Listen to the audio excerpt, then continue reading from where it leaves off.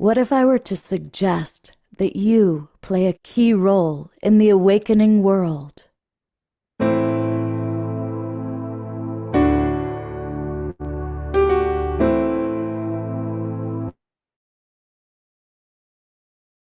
You are watching this because you have heard the call.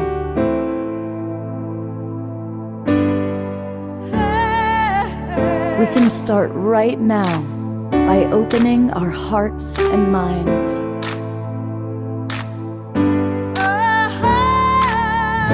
Welcome to the awakening world.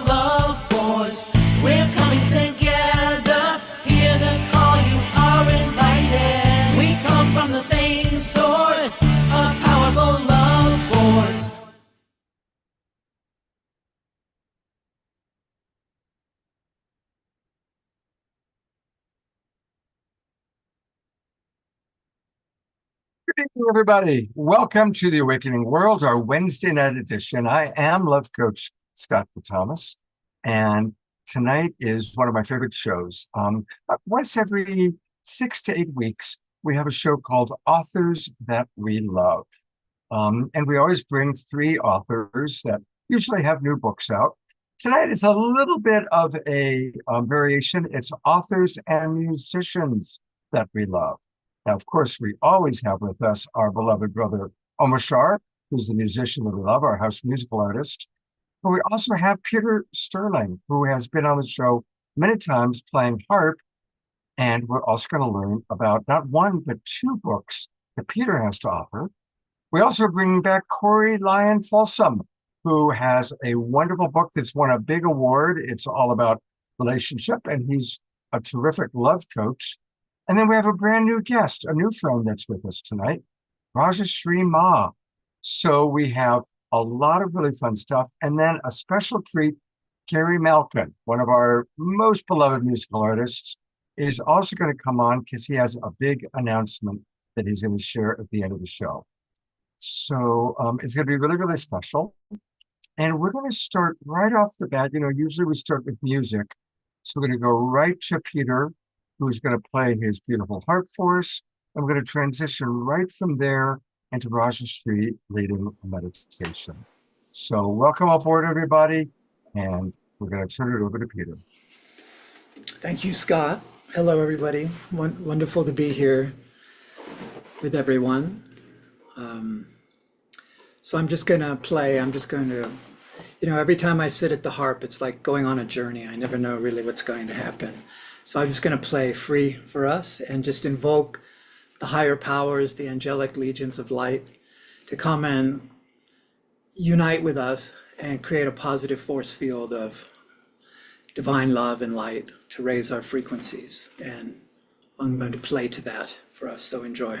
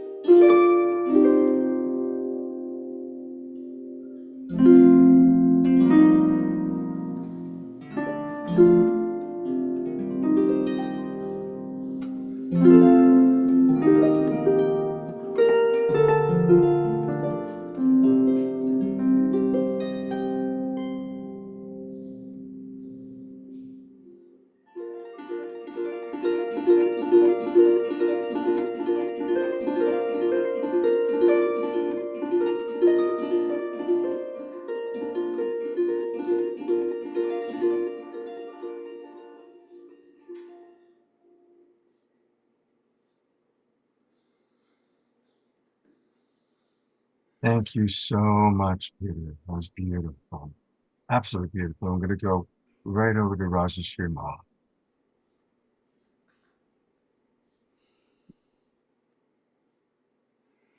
Well, if that music by Peter hasn't already softened your breath, as it certainly has mine, please just take a nice deep breath in through the nose and sigh it out through the mouth.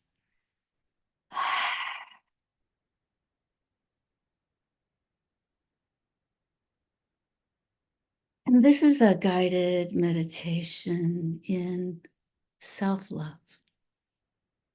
So take your hands as best as you can to your belly. Just hold your belly. Hold it lovingly. And take a couple more of those deep sighing breaths.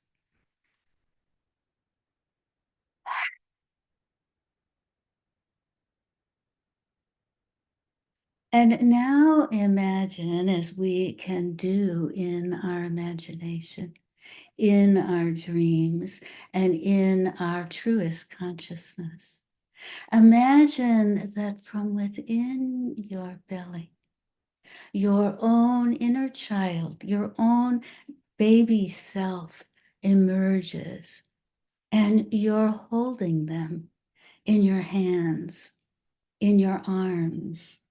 And this is you, and it is your child.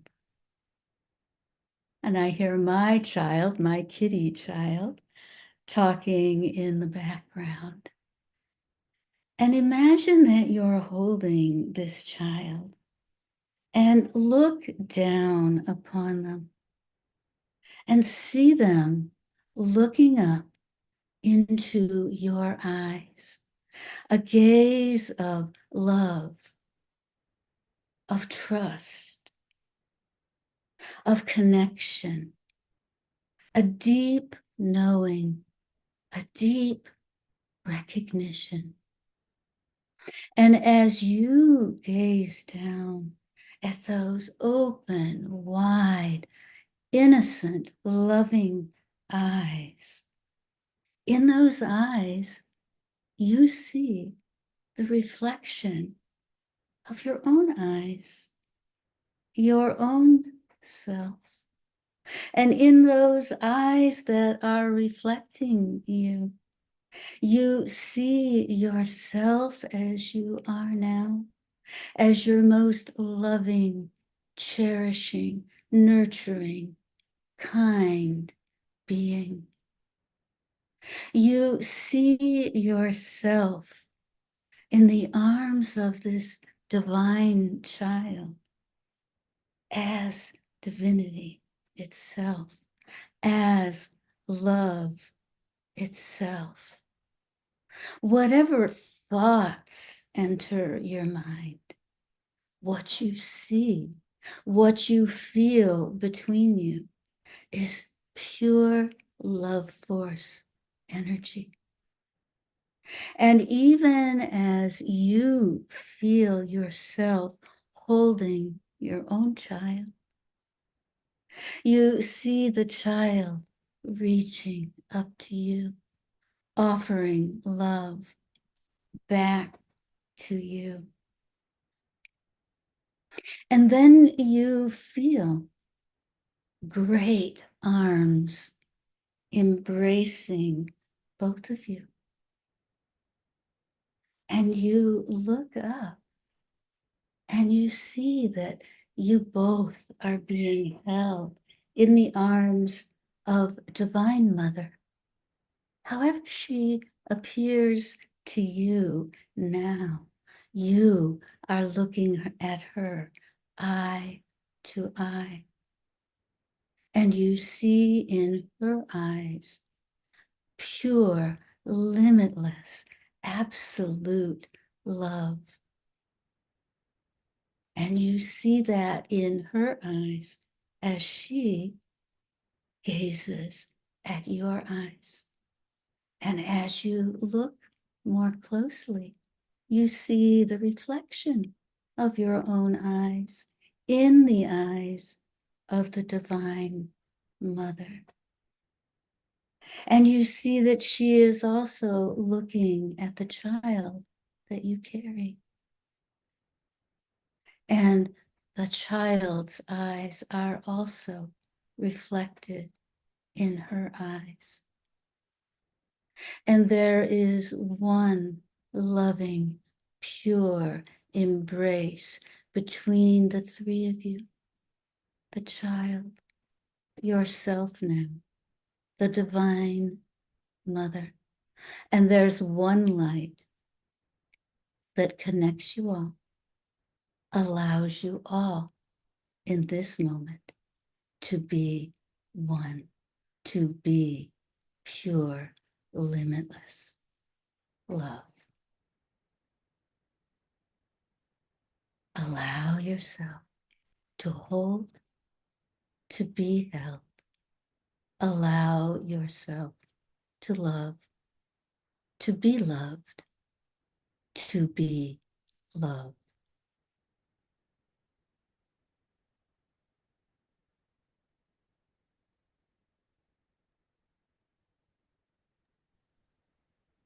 Thank you so much. Big thank you to both you and to Peter. And I'm just going to invite us to take a moment to send our twinkles and appreciation to Rajshri Ma and to Peter. I'm going to go to gallery view. Let's all give them a nice awakening world twinkle for that beautiful, perfect start to the show. Wow.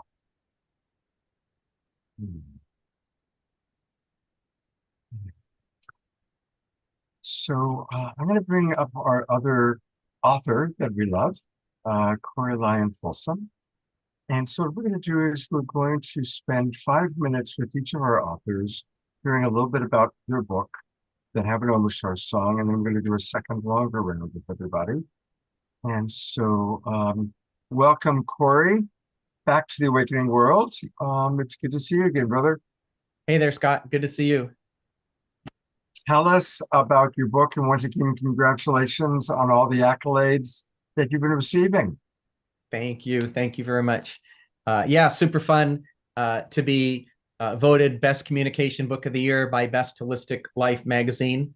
So as a first-time author, I'm super thrilled about that.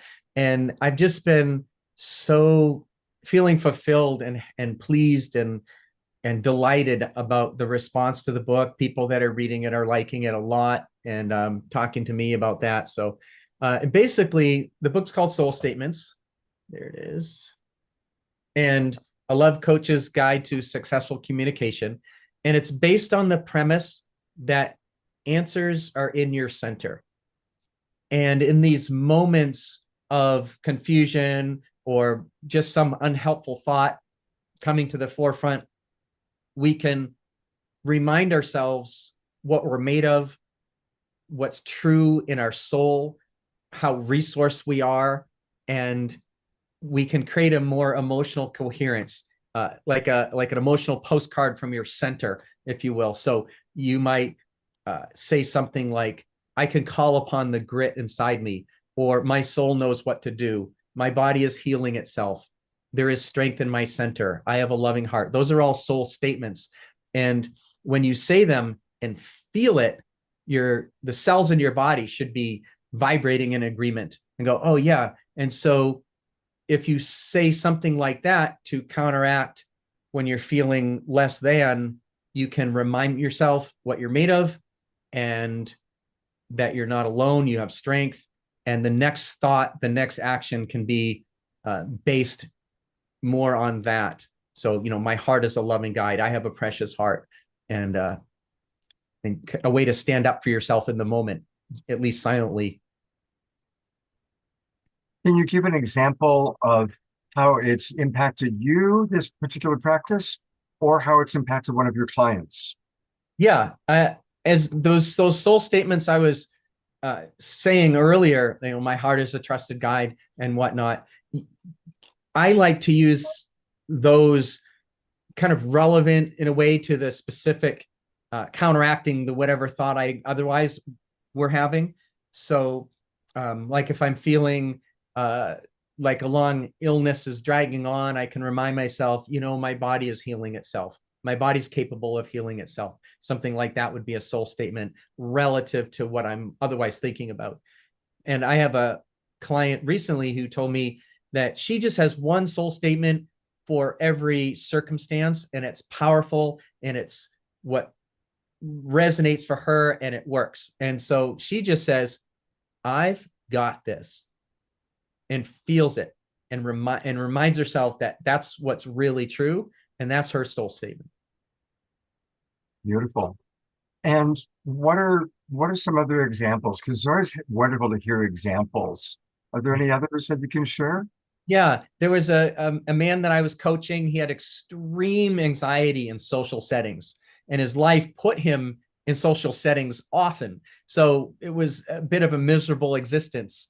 And one of the things I helped him say to himself, I asked himself, what are you thinking in your head at these moments of when you're stepping into the situation? He's like, oh, nobody wants to talk to me. I'm, some version of less than, and he was just paralyzed.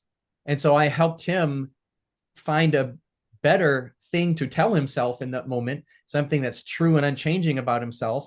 And he said, these people are lucky to meet me. And that changed everything. That, for me, it seemed like not a big challenge, but we each have our own big challenge, and that was his. And just to think to himself, these people are lucky to meet me, was a complete change for him, and completely changed his life to the better. Beautiful. Well, people, I want to let everyone know you can get this on Amazon. I put the link into the chat box. But for all of you who are watching on Facebook, which is the majority of our audience, and also on the YouTube channels, it's at Amazon. Just go to Amazon.com and put in soul statements, and it comes right up. You can find it in the search bar. Again, it's Soul Statements, a love coach's guide to successful communication. And given that I'm love coach Scott Thomas, and Corey is somebody that's a colleague and somebody that I have tremendous respect for. We get together and we compare notes about clients and how to handle situations. And I learned a lot from Corey. What I'm thinking will be really fun when we come back around to you a second time is for members of our audience to maybe share with you any issues, challenges that might be going on with them, and perhaps you can help them craft some soul statements. How does that sound? Great. Okay, cool. So we'll be back with Corey in a little bit. But we've got these other wonderful authors. And of course, you just heard Peter Sterling's beautiful harp music. And we've known Peter as a harpist. But we're also today meeting Peter, the author. And there he is, popping back into his chair. Hey, Peter. I had to turn off the fan. It's a little noisy. So Is my fan noisy, by the way? no, I can't hear it. Okay, great, because we got a fan going also. It's that time of year. Peter, tell us about, you've got 2 books tonight. Tell us about the first one. The first one is my first book, Hearing the Angels Sing. And this came out in 2012, was published by Light Technology Publishing here from Sedona and Flagstaff. And they published the Sedona Journal of Emergence. Perhaps you've seen that with all the channelers in it. It's been the magazine every month for almost 30 years. And but this is my story. It's a wonderful book. For those that don't know me, I had a series of mystical experiences here in Sedona, 35 years ago. When I was living out in the canyons, I lived in a Volkswagen van for 3 years, and I was just really on my spiritual journey.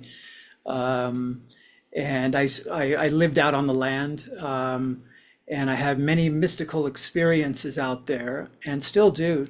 I live in Sedona now, but it was what I discovered there when I was exploring the outback of Sedona is this pristine stillness and quietude and silence that was like nothing I had ever experienced before.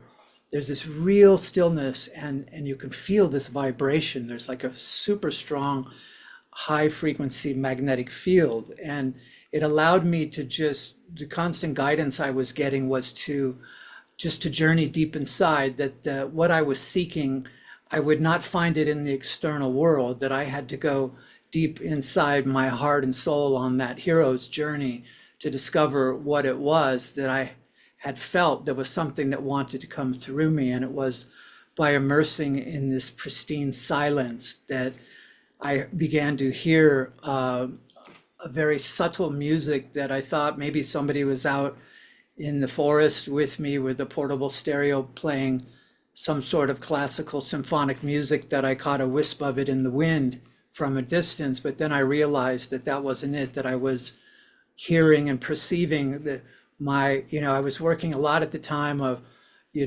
aligning myself, clearing my chakras, activating my chakras, and clearing the central channel so that I could go up through the top of my head into the I am. I was really studying the teachings of the ascended masters, and the chart of the I am presence, of the magic present, was something that I was really focused on a lot. And that was the roadmap. So I was very clear that I was to clear that channel.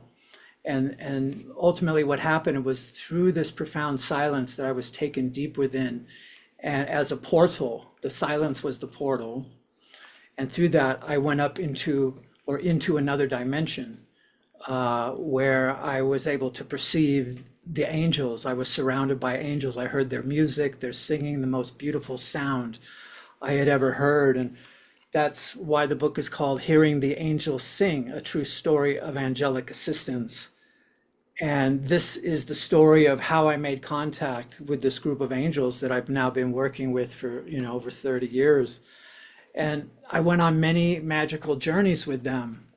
Back in these days, it was a very shamanic time. I was doing a lot of journeys, a lot of shamanic journeys, exploring, all the different exotic, hallucinogens and psychedelics of the time, and doing some incredible things, all with the intention to transcend my 3D self and access information and data and codes. I was like a code breaker, a light worker, but I was here to access codes, like many of us are. And, the portals open. There were certain things I had to do. And I also do stained glass, by the way. I'll show you real quickly here. This was what originally came through, ever since I was a child, is my sacred geometry in glass. So the glass became like a portal that I went through, you can see. And I inlay crystals and gemstones. This has a beautiful quartz pyramid in the center. So I learned the harmonics of color and light and the sacred geometries first in my glass work. Isn't that something beautiful, It's right? gorgeous, absolutely gorgeous. See the colors, I don't know, yeah. And so Wow. I went through the portal, and then I heard the sound, but I was taken up into the light, and I saw the light. Hence the cover of the book is the golden light. Like, I experienced a luminous sphere of golden light that was pulsating pure love. And the sound coming out of it was just amazing. Like, the harmonic sound was beyond description. And then I was able to see that this, the angels that I was with, they were telling me, this is the source, this is the wellspring, this is the Godhead. And it was a golden ball of light that shone like 1,000 suns, and it was pulsating. It is pulsating pure love, pure divine love. And, many people that have had near-death experiences and crossed over report seeing the luminous sphere of golden light. And so, do I have more time? Am I going to talk again, Scott? Because You are, yeah. We're gonna come back to you Okay. again. Okay, I'll just mention this then real quick. This is my other book now. I'm going to read a little section of this I have picked to share with us.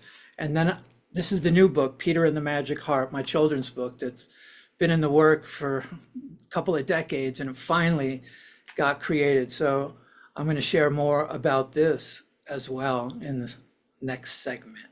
Yeah, we're gonna come back to you. Cool. But real quickly, I do want to show people who are on Facebook how to find Peter's book that he just talked about. So his main website is harpmagic.com, harpmagic.com. And there's all sorts of things. Definitely get his album if you don't already have it, or his albums, I should say. There are many. But then it's simple. Just click on book, and that takes you right here to the book that he just spoke of, Hearing the Angels Sing, a true story of angelic assistance. So that's where you can kind of learn a little bit more about it. And then you click here, and that takes you to Amazon, where you can get the book. Yeah, I and you know put the what's links cool? into the chat box for our Zoom room. Yeah. What's I'm- that?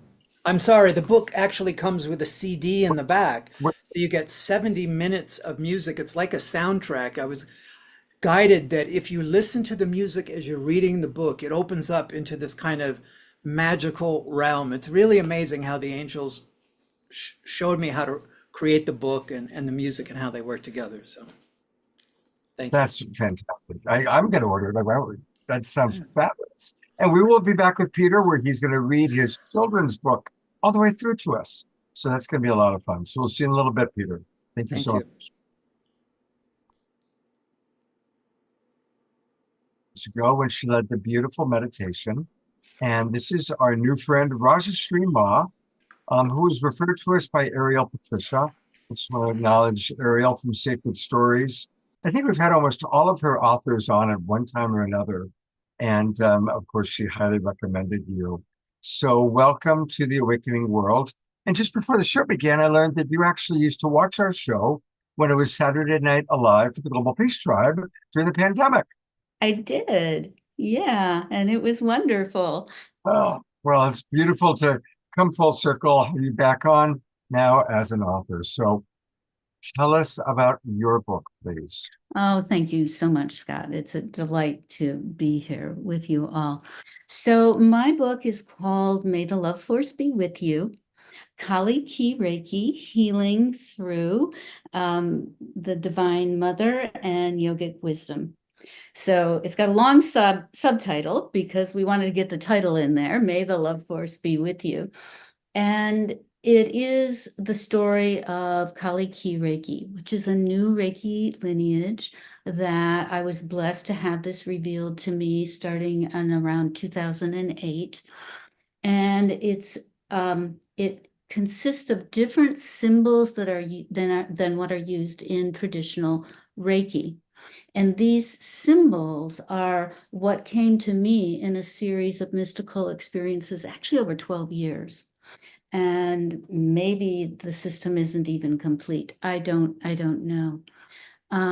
But what these symbols are is that we understand them to be, Scott, is that these symbols are like imprints of healing frequencies directly from the Divine Mother.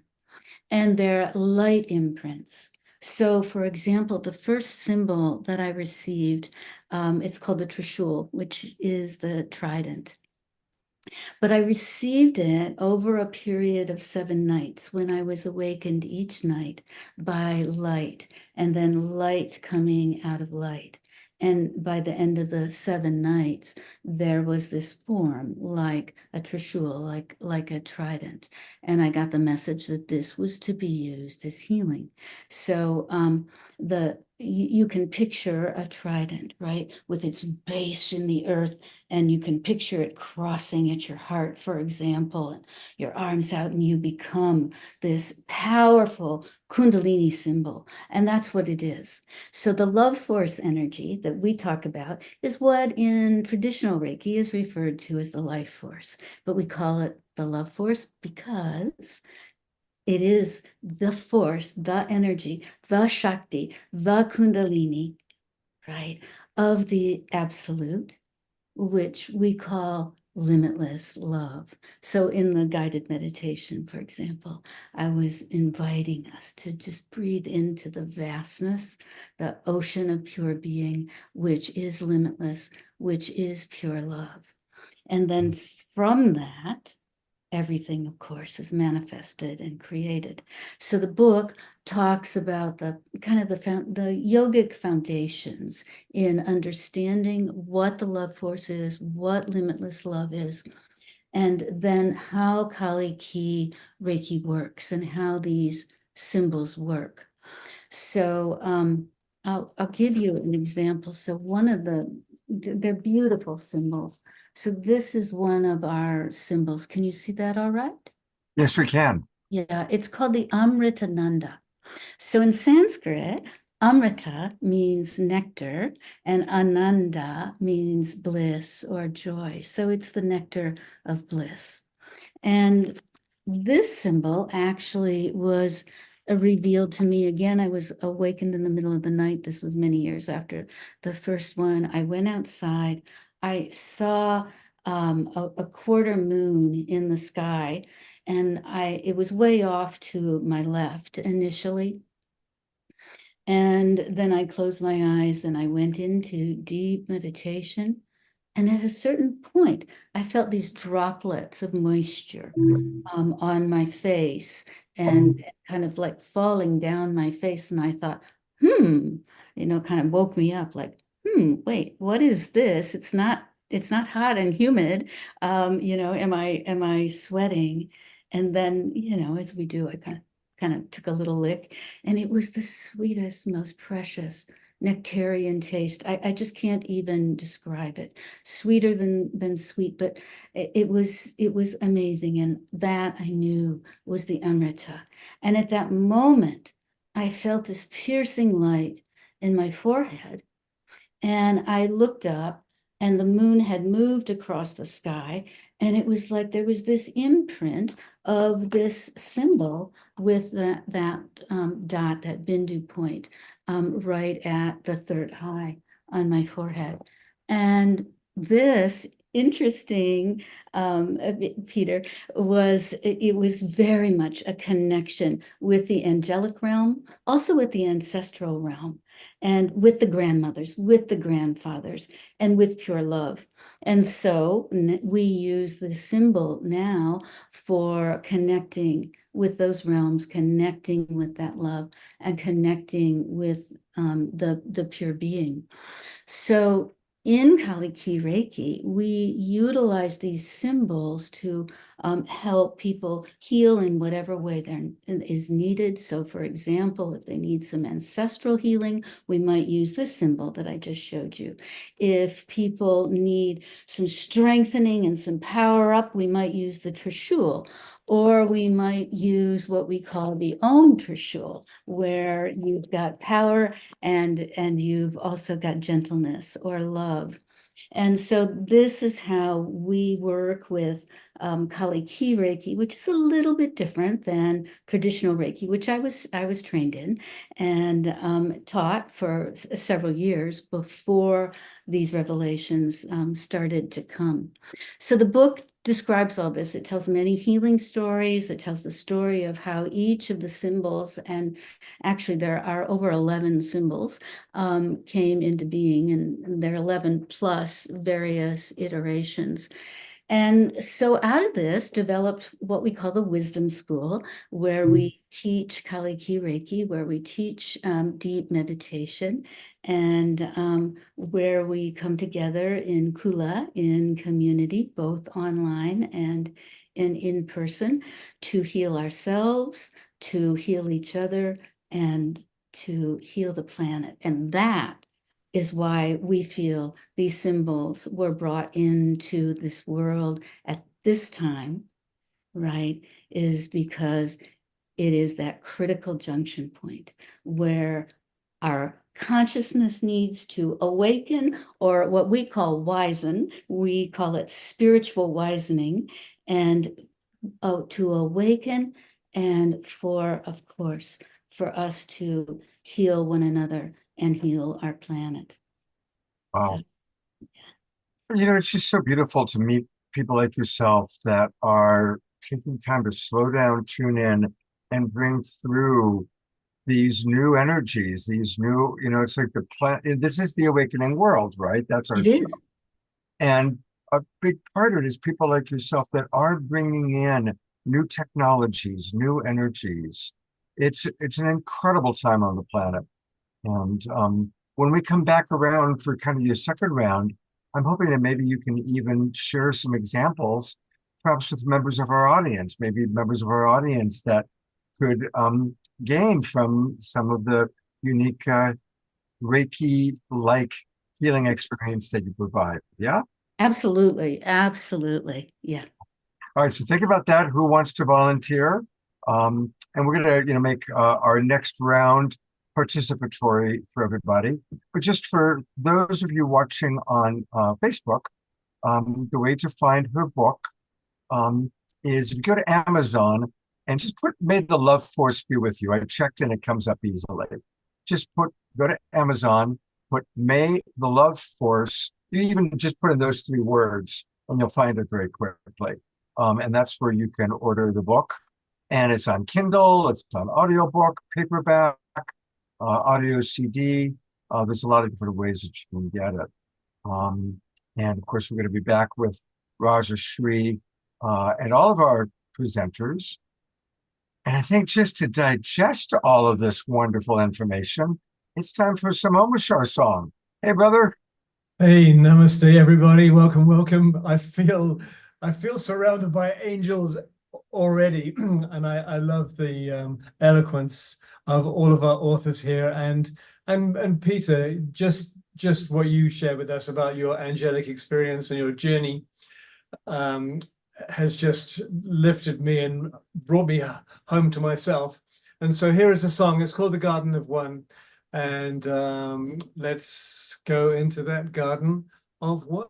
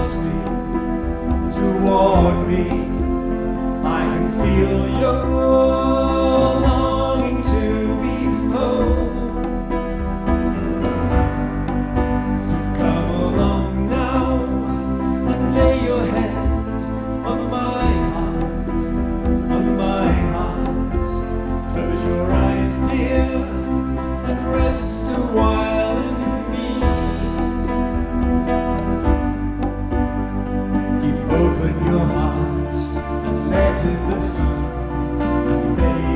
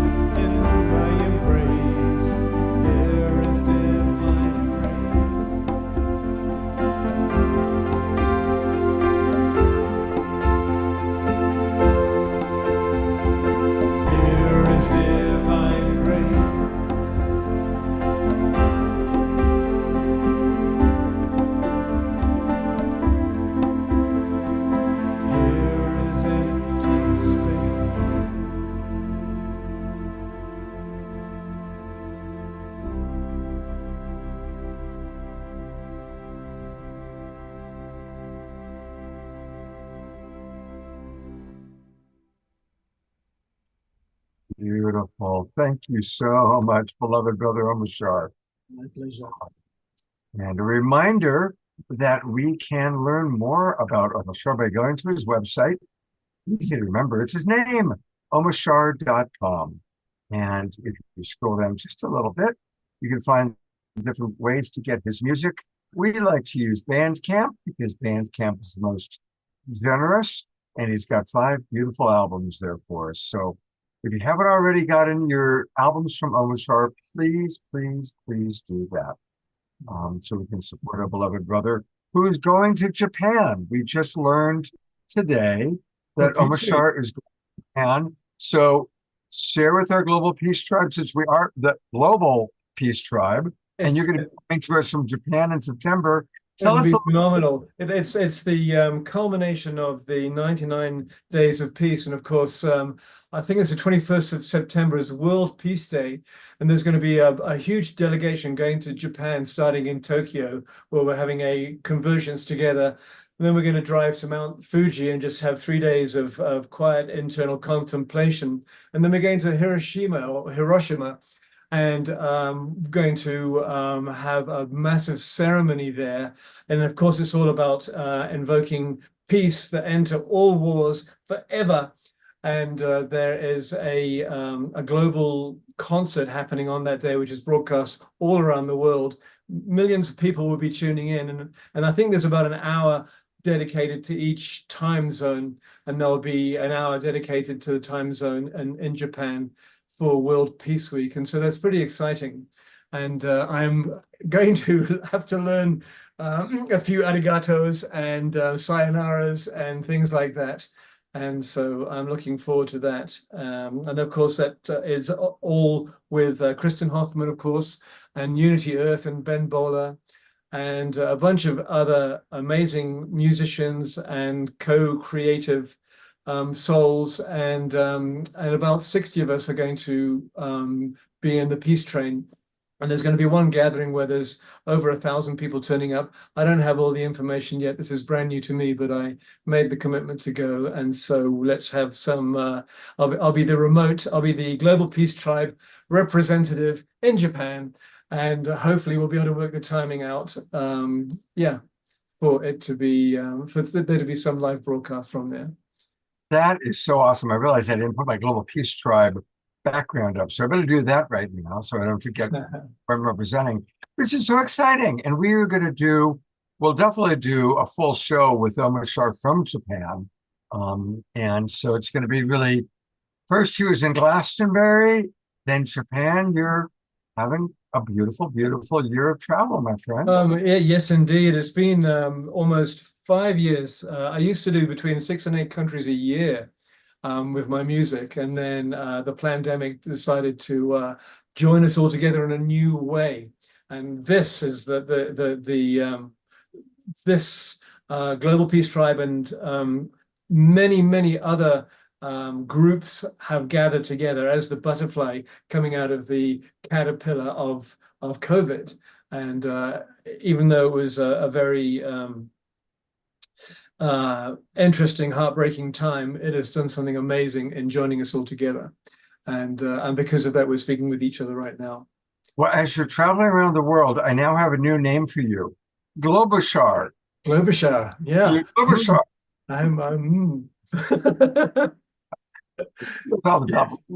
It's perfect, Scott. Thank you so much. Thank you, Globashar. Yeah, Globashar. I like that. Yeah. There we go. Yeah, cool. All right, so now we're going to do another round with each of our wonderful guests. And this is where we want for those of you in the Zoom room to come and participate with us a little bit more. So a reminder that what we're going to be doing is with Corey, we're going to hear some soul statements from you. So if any of you are looking for support on soul statements that would support you at this time in your life, don't be shy. We'll have Corey work with you on it. Then Peter is going to read his wonderful children's book to us. And then we'll come back to our lovely Rajashree Ma, and she'll provide, for any of you who want some support, her unique Reiki-like healing experience. Also, I certainly am going to read some of the comments that came in previously for our different authors. So this is where we want to really make it very participatory.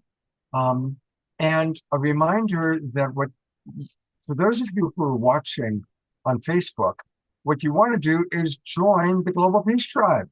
Come and join us right now. You can still come join us. You'll immediately get the Zoom room links. And it's easy to do that. Just go to globalpeacetribe.com. Globalpeacetribe.com. You can learn all about us, all about what we do, all about our upcoming shows or what we author. And if you click the button for registration, register for the new season, that will take you to our registration page. And if you register right away, you get the Zoom room links emailed to you. So, and this is a good time to join because we've got a program going where if you join now, you get all the links to all of our shows for the next 4 months, taking us all the way through to the end of September. We also have a new film series that we're starting on Friday nights. So again, we do the Awakening World on Wednesday nights and Saturday night, always, and a film to come and join us. All right, I'm going to go find Corey and bring him back on. There he is. Hey, Corey. Hey there. It's time for us to have some soul statements. And beloved brother Omashar, right off the bat, has one. So I'm going to put Omashar back on camera with you to, ask him, he shall receive. Corey, namaste, brother. My issue is with guilt, and whenever I go to speak to somebody and speak from my truth, or if I have a change of plan and I share it out with somebody, I have this blinding guilt which just crushes me and squeezes me down into such a small place, and what it's done over my life has stopped me being able to communicate with people at all, because I don't even want to go there. But I'm at a point in my life where I have to shine. I'm choosing to shine, and I'm choosing to be communicative and eloquent and centered and clear. But even today, I had a situation where I had to communicate something to somebody, and immediately that I communicated by text, I had this wave of guilt come over me, and I thought, "Oh my God, what is it here that is inhibiting me so?" And then I thought to myself, "Is it from sometime in this life?" Or anyway, I'll stop right there. Okay. All right. Well, one of my initial thoughts is that before you respond to anyone else, what are you telling yourself? What are you communicating to Omashar about, about where you stand on, whatever's happening, whatever's been said. And in the aftermath of saying what you say and then feeling, oh no, this guilt washing over you, there's got to be a part of your soul that is guilt-free, that guilt isn't even a thing in your deep soul. And so what might that real part of Omashar chime in with? I'm asking you. That is a nice thought for me to proceed any sharing I do with that statement of I am innocent and I am guilt-free. Somewhere in myself, even as I attempt to tune in with myself, I see myself trying to blank it out and push it away. I'm kind of stuck. All right. And then, well, one thing that a soul statement that I personally have, maybe I'm gonna try to approach some deeper question like we've been just discussing, is I'll remind myself, I'll say, I can let the knowing of my spirit bubble up from inside me. Like that can happen, that it does happen. And so, and sometimes it's just stop listening to the noise of everything else. And the harpist was talking about the deep silence, and that is so nurturing and nourishing and healing silence. And so there's a silence down inside you too. And that silence can heal you, can inform you. And then the knowing of your spirit can bubble up from inside you. And so you can craft your own brief soul statement with that. My inner alignment is always available. I'm a loved child of God, or, whatever feels most powerful to you to counterbalance the guilt wash. Yes, exactly. I can thank you, Corey. I can hear that I'm just going to have to mentor myself for the next little while with statements like that, because it hasn't been fun not communicating my absolute truth all the time. I'm not saying I'm lying. It's just I don't say anything. And so exactly. Thank you. Yes, and another thought I had is, I don't want you to necessarily feel like you need to beat yourself up if you do some of these practices and then the guilt comes again, and that's all just part of being human. And so there's when I find myself thinking something super unhelpful or catastrophizing whatever I might do, I actually think on the inside, oh yeah, I used to think that, or I used to feel that. And what's really true is, apply the soul statement. My inner light is available. I'm a loved child of God. When I trust love, I can handle whatever happens. Thank you. I got it. Thank you very much. Thank you. I'm going to read one from one of our wonderful regulars. This is from Susan Bloomquist. And Susan writes, I would like a soul statement to counter, I do not owe anyone for my life. So in other words, what would be a positive soul statement for that? Well, I thought of two things that just popped in, which is one, I'm a sovereign being, or some version of that. And the other is everything I have is a gift. Like, I didn't earn God's love. I didn't earn this air I breathe, or the place where I lay my head, on this earth. This is all, all of life, if you really think about it, is a gift. And so for me, it's helpful to remember, everything I have is a gift. Beautiful, beautiful.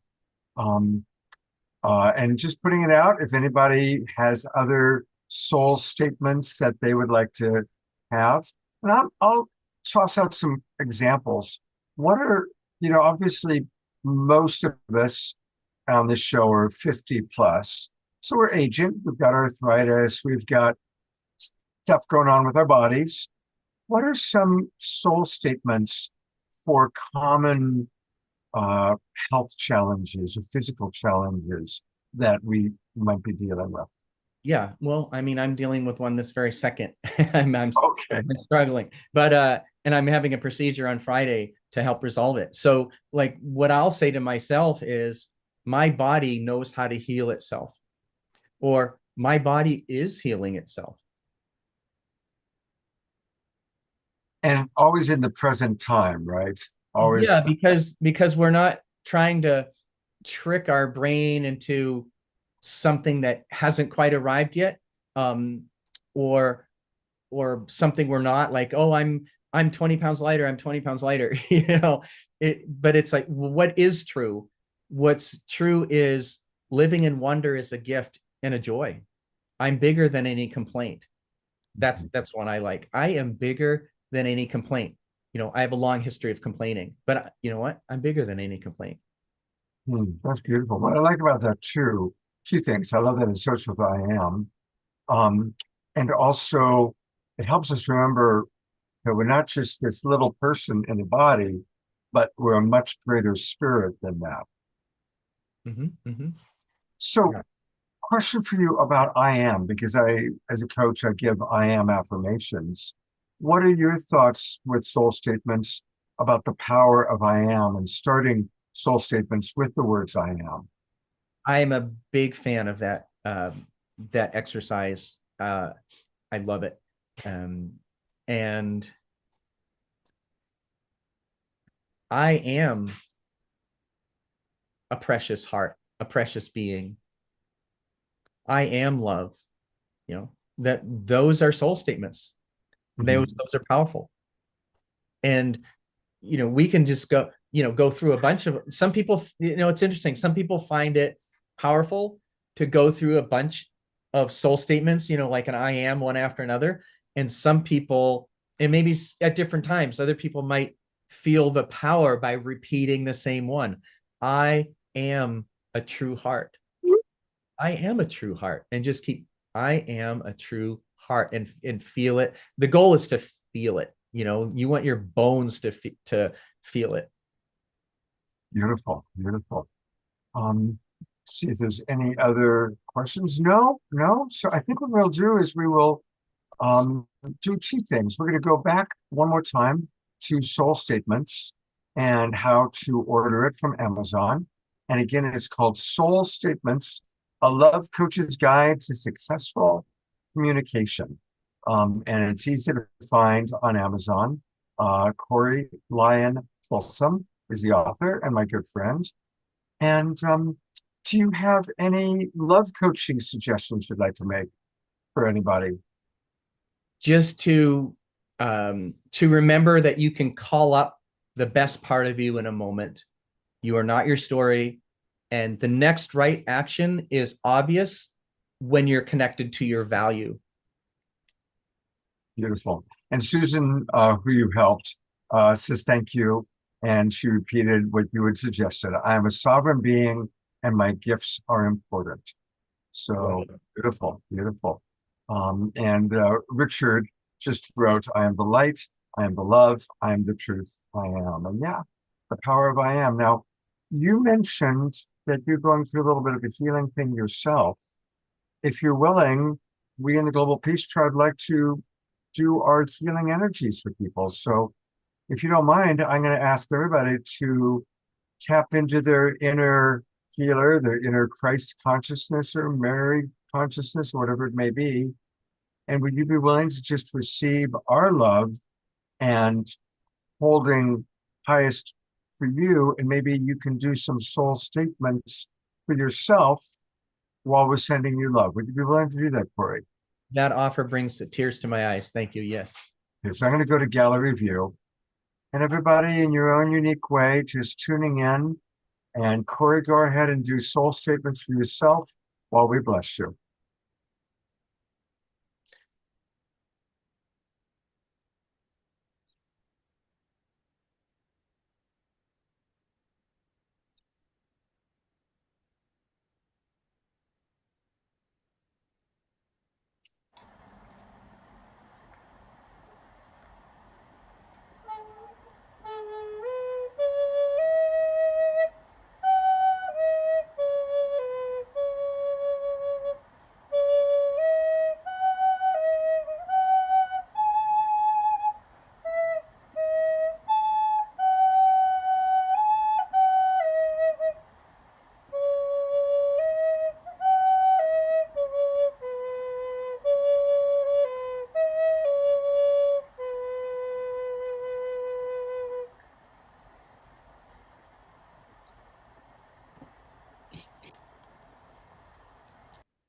Thank you, everybody. And thank you very much, Sylvia, for that beautiful flute.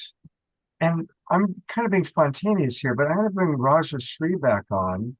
And I'm wondering, Raja Shri, if you'd be willing to provide a little bit of your unique work with Corey. I would be happy to, and I'd like to share, Corey, a soul statement, a mantra that we do in Kali Ki Reiki, because it has to do with tuning into the fact that we are limitless love. And so I'm just going to say it several times, but that is for everyone. And then for you, Corey, there are several people actually in the audience who are part of our Kula, our wisdom school. So I'm going to invite everyone to send the Om Trishul to Corey. And the Om Trishul is a combination of the Om and the trident. And everyone can just picture this. Okay, because it gives strength, it gives power, it gives healing. And it actually can be used in what we call psychic surgery to help remove what needs to be removed. That's the Trishul. And then the Om heals, softens, and makes whole. So I'm going to do this mantra a few times. And as I'm doing it, everyone, and you may want to repeat it, Corey, it may resonate with you. If it does, wonderful. If not, it's okay. Just let us say it. Those of you who know it, follow along if you like. It's quite simple, but it has its own rhythm. And so please just take a few nice deep breaths, Corey. And let yourself be in a place of receiving divine love. And if you wish, you can say after me if it feels good. I am limitless love. I am limitless love. I am love. I am love. I am limitless. I am limitless. I am aham. Again. I am limitless love. I am limitless love. I am love. I am love. I am limitless. I am limitless. I am I am. aham. And now, everyone, please just visualize the Trishul, the trident, and an Om embracing it. And let that energy penetrate to Corey so that it goes to exactly where it's needed. This is the divine intelligence. It knows what's needed. And it is here with you, Corey, and for you. And it is healing and it is holing.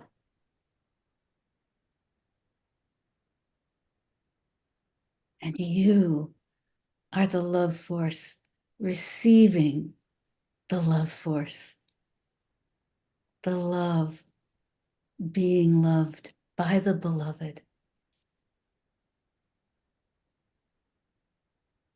And that is healing, that is wholeness. Om Krim Kalike Namaha, Om Krim Kalike Namaha, Om Krim Kalike Namaha.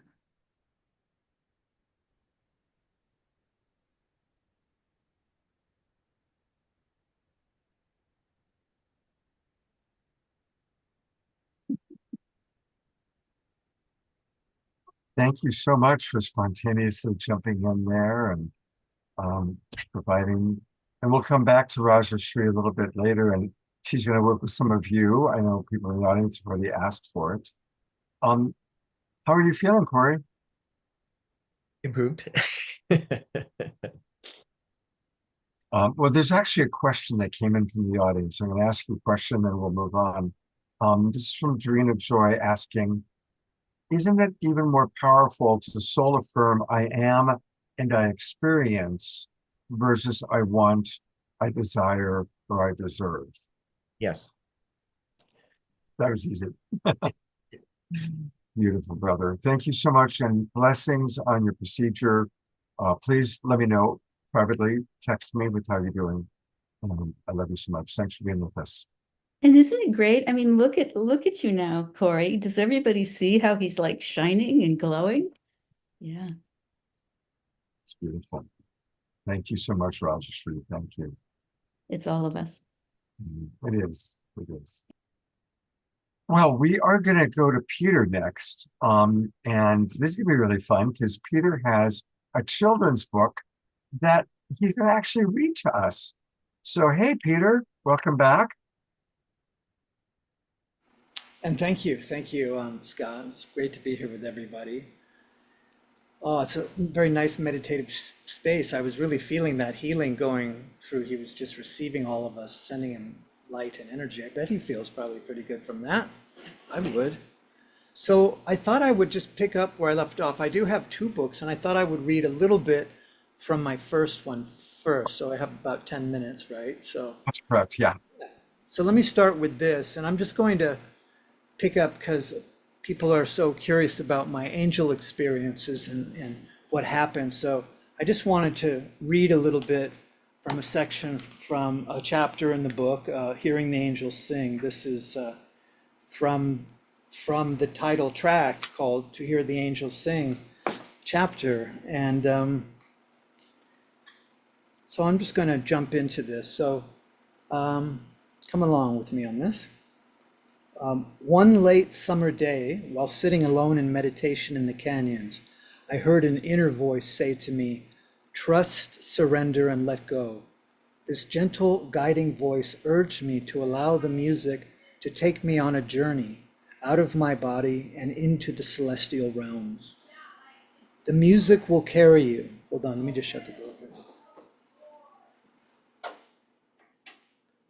I live with a 13-year-old. The music will carry you. That's all. Just ride upon it like a boat on a river. I hesitated at first, but soon any resistance I had to opening myself to this invitation disappeared. As soon as I let go, I felt a great surge of energy rise up from the base of my spine and ascend towards the top of my head. With all of the work I had been doing spiritually, my Kundalini was easily aroused and it naturally wanted to ascend up through my chakra system toward my crown and open up the seventh seal. I kept repeating silently, I trust, I surrender, and I let go. Soon I felt gently embraced by an energy that loosened my ego's hold on normal reality. And then in what seemed like a single moment, my spirit was lifted out of the top of my head and up into the etheric planes of reality. Golden light flooded into me, illuminating my inner vision and surrounding me in a cocoon of sublime radiance and ecstasy. As I bathed myself in this music that was singing to my soul, I opened up to a more panoramic view of my inner perceptions. Looking around the interior of my mind's landscape, I began to perceive faint forms of light moving and dancing in front of me. I felt the presence of my guides assisting me to focus, and as I adjusted my inner vision, the faint forms of light gradually became more distinct, until to my utter amazement, I realized that I was surrounded by perhaps 10 or 12 angels. They were playing harps and flutes and violins that were echoing the heavenly strains of the music that I had just been hearing. To my delight, these first angels I came in contact with were the cherubs. Cherubs are the chubby little baby angels so often depicted in Renaissance art, such as in Michelangelo's paintings in the Sistine Chapel. Cherubs are a high order of angels in close proximity to paradise and the throne of God Almighty. They vibrate within a very high frequency of divine love and are able to travel at miraculous speeds through the angelic realms and the far ranges of the greater universes. And by some power beyond human comprehension, they are able to interpenetrate our earthly dimension and interact with us humans, bringing divine guidance, miraculous healings, synchronicities, apparitions, and visions, and creative works in art, music, and literature that have inspired the human race down the ages to reach for the heights of exaltation. As I watched them with my inner vision, I was astonished at what I was perceiving. Several times I opened my eyes to shake my head and clear my mind of anything that could have been a self-created image. But time and time again, when I closed my eyes and returned to my inner realm of meditation, They were there for me, waiting for me. It became clear that these angels were not a figment of my imagination, but were very real indeed. For the most part, angels had existed for me only within the realm of fantasy, and now here they were, clearly perceptible. It was as if my orientation to reality had made a shift to include other levels that had previously been invisible to me. The angels were flying back and forth in front of my face, looking directly at me, and I could look back at them. There came a moment as I sat on that rock out in the canyons of Sedona, in glorious communion with them, when I realized that I was perceiving a conversation that they were having with one another. When I say conversation, I don't mean spoken words coming from a moving mouth. I mean pure telepathy. Do you think he can see us? Yes, it looks like he's looking at us. Yes, I can see you, I blurted out in my inner speaking, trying to wrap my mind around what was occurring. I asked the illogical question, can you see me? Yes, we can see you. They kept flying around in front of me, but now I could see a radiance of excitement in the smiles on their faces. We have been waiting a long time to make this contact with you, Peter. I stared at them, stunned. I had no reply. All I could think of was, how could this be happening? We are not sure if you would be able to make the connection with us, but we hoped for this. We did everything possible so that it could happen, and indeed it has. This was the beginning of my telepathic link with the angels that continues to this day. Peter, that is such an inspirational segment from your book, and may it give everyone watching inspiration to open yourselves, to talk to the angels, to talk description of the cherubic kingdom. And wow. Yeah. Well, I just wanted to interject here that the music that the angels gave me, what they've told me is when you listen to my music, it has within it the unified field of divine love and oneness. So it has that resonant energy. And if you receive that as you're listening, it can bring you into that connection, into the oneness, and you can feel the love within it. And if you close your eyes, you can use my music. It's like an angelic transport, and you can access the realm of the soul, and it can take you into the higher dimension. It gives wings to the soul. And if on my website, I have many, many beautiful letters from people over the years who have reported having beautiful, soul journeys and visions and miraculous healings from listening to the music. So there they are right there. I'm showing some of those. Yeah, there they are, and it just is amazing. Everybody, do go to heartmagic.com, click on letters, and that's where you can read some of these beautiful stories of people's experiences listening to his music and how it's impacted them. Yes. So, and you're going to read your children's book to us now. Well, this is Peter and the Magic Harp. So this is a story that I started writing 25 years ago. And I have my journal, and I was writing and ideas about it because I knew right away that there was going to be there was going to be a book and a children's book. Finally, it came about at this time, and it's called Peter and the Magic Harp. And this is the Kindle version. I mean, this is, I put the book just recently, I published it on Kindle on Amazon. So you can get that version if you like. And maybe Scott can search for that. And also there's a print on demand. And this is like the first edition. And, this is nice. It's got a glossy cover. It's pretty cool. So I'll just read this. It will only take a few minutes. It's not a long story. But the dedication is dedicated to all children, young and old, who carry within them the melody of a grand dream or the harmony of a vivid imagination. May you never cease to pursue your dreams and always keep the magic alive within your heart. Trust and know, with the angels' help, your dreams and visions will manifest in divine right timing, and you will receive them at the perfect moment. God bless. Peter, 5/11/24. So this was just less than a month ago. So the story opens, you can see there's a picture of Peter in the Red Rock village there. And it says here, once upon a time, there was a young boy named Peter who lived in a small village nestled in the heart of the Red Rock Mountains. He was known for his quiet and introspective nature, often finding solace.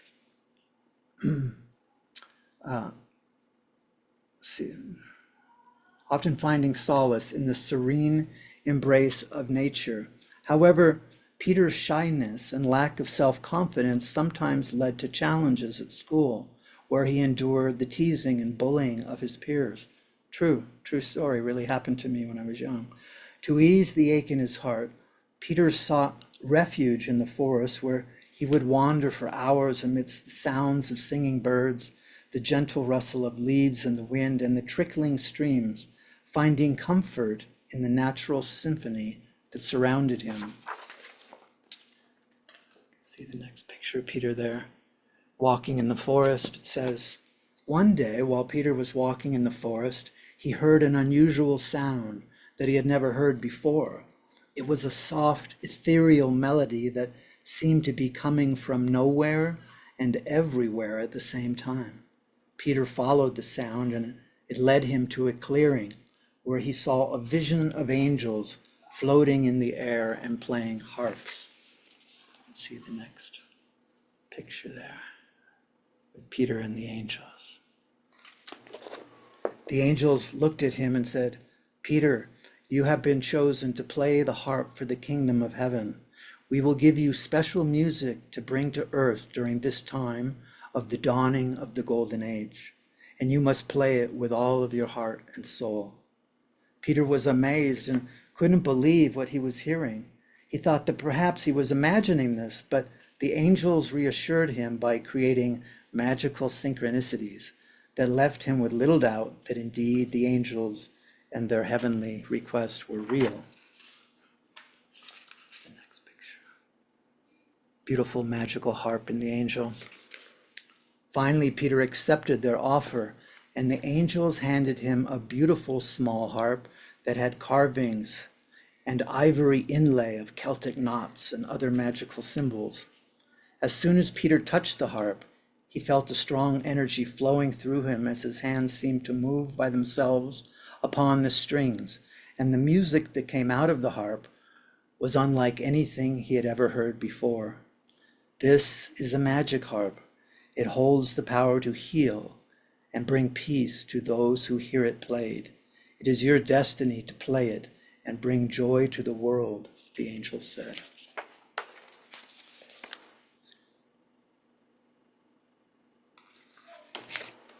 From that day on, Peter would spend every waking moment practicing his new gift.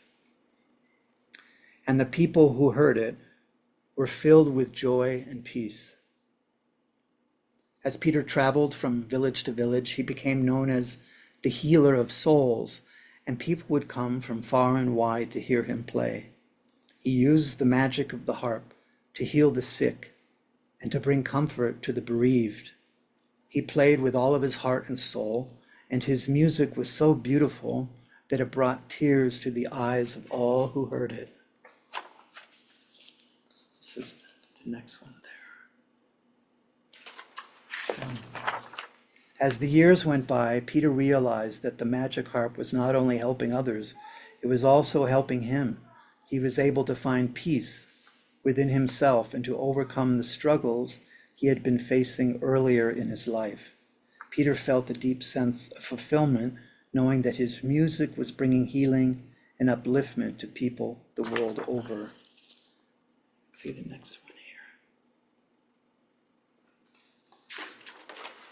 Eventually, Peter returned to the clearing in the forest where he had first met the angels and received his magic harp. He called out to them, and to his delight, the angels appeared, floating in the air in front of him. He thanked them for giving him the magic harp, and the angels said, "The harp was always yours. You just needed to find it." And with that, the angels disappeared into the ethers. Wow. Hmm. Just a couple more pages. It's As beautiful. Peter's, Take your time. People are loving this. okay. As Peter's fame grew, he was invited to play at the palace for the king and queen. Peter was nervous but excited, and he played with all of his heart. The king and the queen were so impressed by Peter's talent that they offered him a position as the court musician.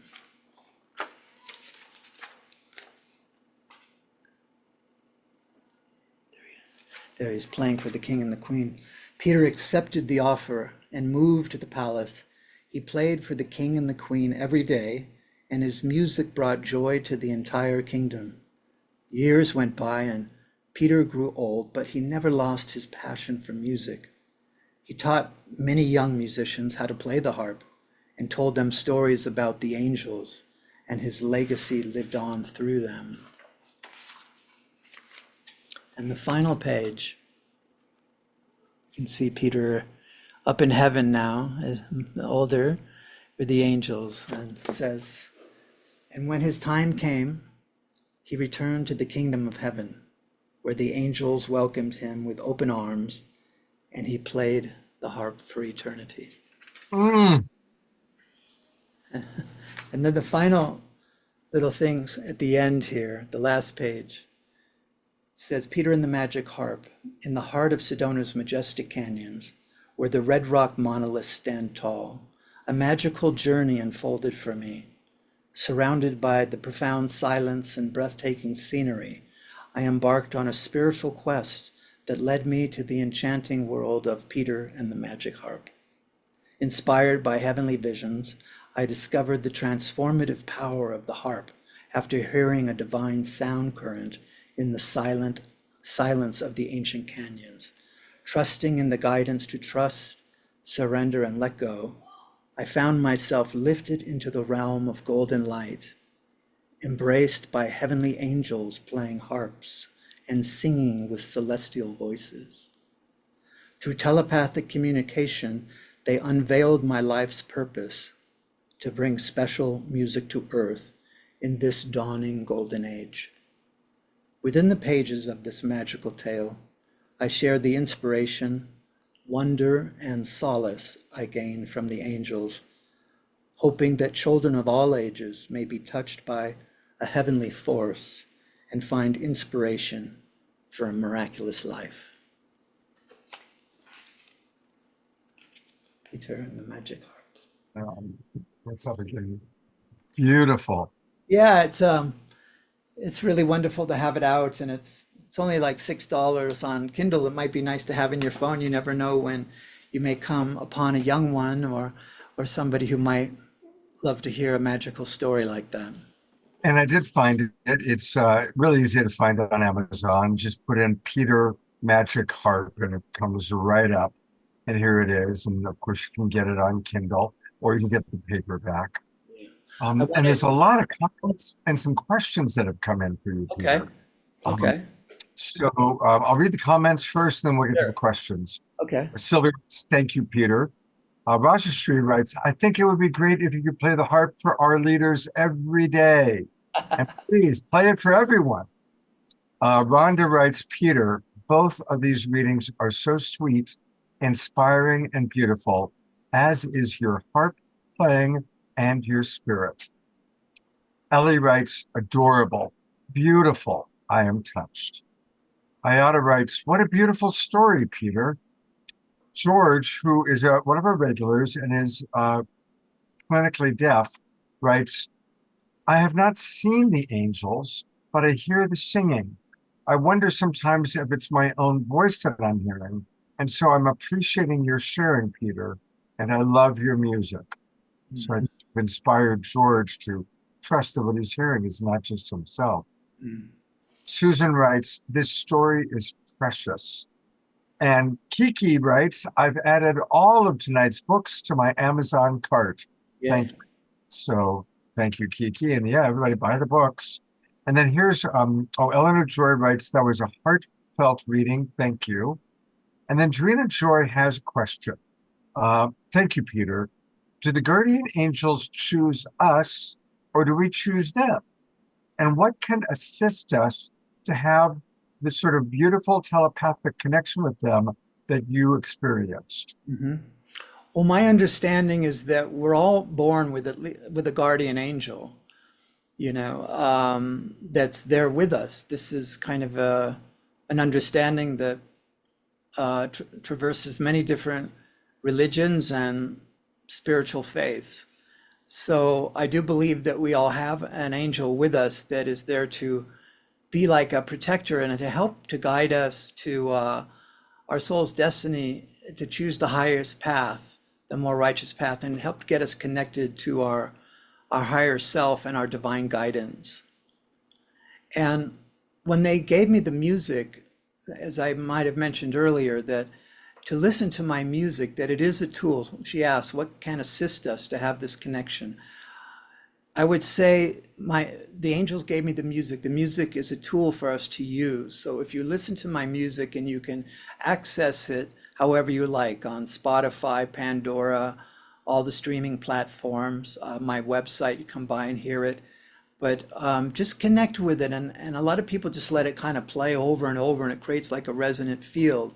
And this will help us, this will help to fortify that connection, to open channels of connection and communication with your divine guidance and with your own personal angels. That's what it's for.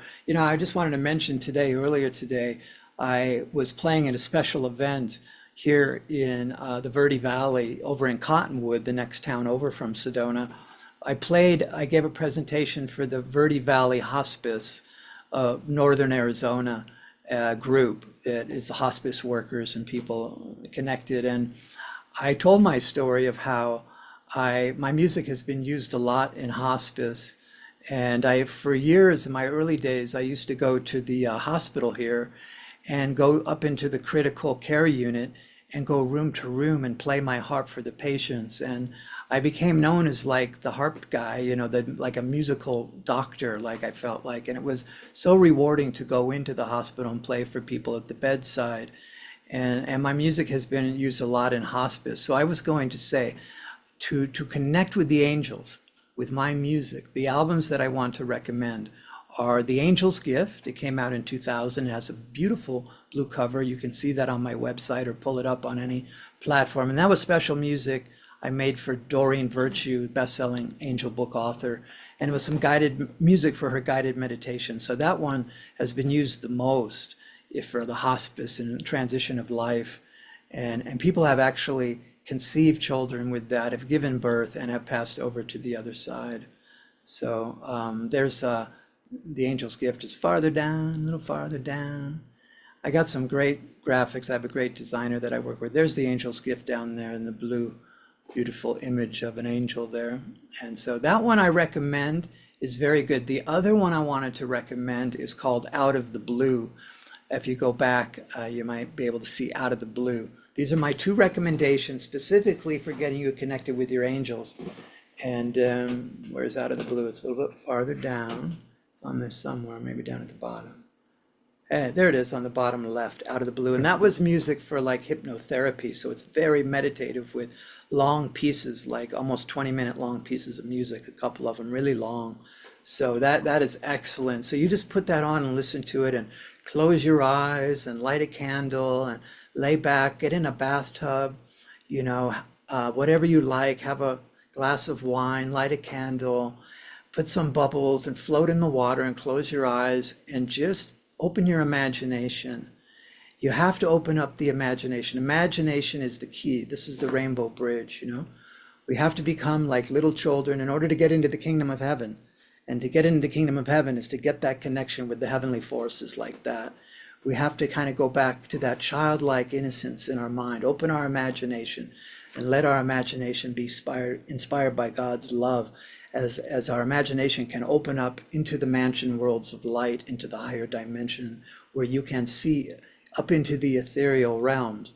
So when you listen, just look up into your mind's eye, into your imagination, in your third eye, in your Ajna center, into the Christ center, and look for the golden light. And that can open up into this eternal vista with the angels. They're in the unified field in the quantum realm. So when you go there, If you listen to my music with the intent to open up and to see and have visions of the angels, and you call to them, open your heart and call to them as you listen. And this is what happens is that you read in those testimonials. This is what I advise people, and they come back and tell me what happens. It's really quite miraculous. So thank you for letting me share with you tonight. Oh my God, Peter, thank you so much. This is just, you are beautiful. Ellie writes, such a beautiful fit for hospice. Absolutely. She writes, to help people leave their physical bodies with the music of angels is sacred. Thank you for your service, Peter. Very That's welcome. Ellie, Here to serve. who does a lot of work like that as well. And Grace Denise was inspired by what you just shared. She said, this is reminding me of a revelatory experience I had in which a golden white light came through the roof as we sang in what I felt like a glorious harmony. Thank you, Peter, for bringing this memory to me now. So Yes, harmony is so important. You know, it's like the angels, they have this, the harmonics, the harmonies that they create these harmonic overtones. So when we sing together, we can unify into one voice, and that's what the angels are doing. Even right now, as we are here down in the 3D world on planet Earth, up in the higher angelic realms, there's this glorious vision that's actually going on 24/7. It never stops, or that luminous sphere of light is just pulsating, pure love, and it's raining down upon us. You know, more and more the veils are thinning, so the light is coming in now more than ever. And just even as we know with the sun and the solar flares, we are being bathed in super high frequency light coming from the sun, which is a portal to the great central sun. And our magnetic field is down, the shield is down. So we are, high frequency codes are coming in with the light right now. So just to open, that's what the angels, they just want us to open to receive the light. And the music can take you there. It can soften the nerves. You can tune your own nervous system with it. The harp has this way to tune the nerves, and it can bring you into an attunement with these higher frequencies of divine love and light that are there in the music. So I invite you to come and let it be like a sacred sanctuary to you. Let it cocoon you in God's love, the angelic light from the angelic realms. Just receive that as a miraculous blessing. It's in the music. It's in that music I recommended, The Angel's Gift and Out of the Blue. You just go and listen to it and just open and receive the gift of that. God bless. again, everybody, you can find all these albums, heartmagic.com/music. And so many beautiful, beautiful albums here. And the ones that he's recommending are The Angel's Gift and Out of the Blue. You'll find them kind of more towards the bottom of the list here. Peter, it's always such a pleasure. I love you so much. And I'm planning to come to Sedona fairly soon. So I'll hopefully see you in person sometime in about a month or so. I look so much forward to it, and we're going to go out in the Jeep. We're going to go have some adventures on the land. Let's do that, and we'll all get together and be I would love together. that. I'm going to turn off my camera. I'll be listening, but I have my son, so I got to go, make him some dinner. But I'm going to be tuning in. If you need me, just give a holler, and I'll come back. I was eating a salad while you were reading your children's book, so it's all good. Okay, good. Take it, brother. Blessings. Wow. Wasn't that just amazing? So much we learned from Peter. And let's just all use this opportunity, get his albums, and tune in and really feel the angels coming in. So we are going to go back to Rajashree Ma. And again, a reminder that if any of you would like support for anything that you're dealing with, this is your opportunity. And we are going to start with Eleanor Joy's beloved Ian. I'm going to actually put the spotlight on all of you. Of course, it's great to have Eleanor Joy back with us out of the hospital. I think, Ian, go ahead and share with Rajashree Ma what you wanted support for. We can't hear you.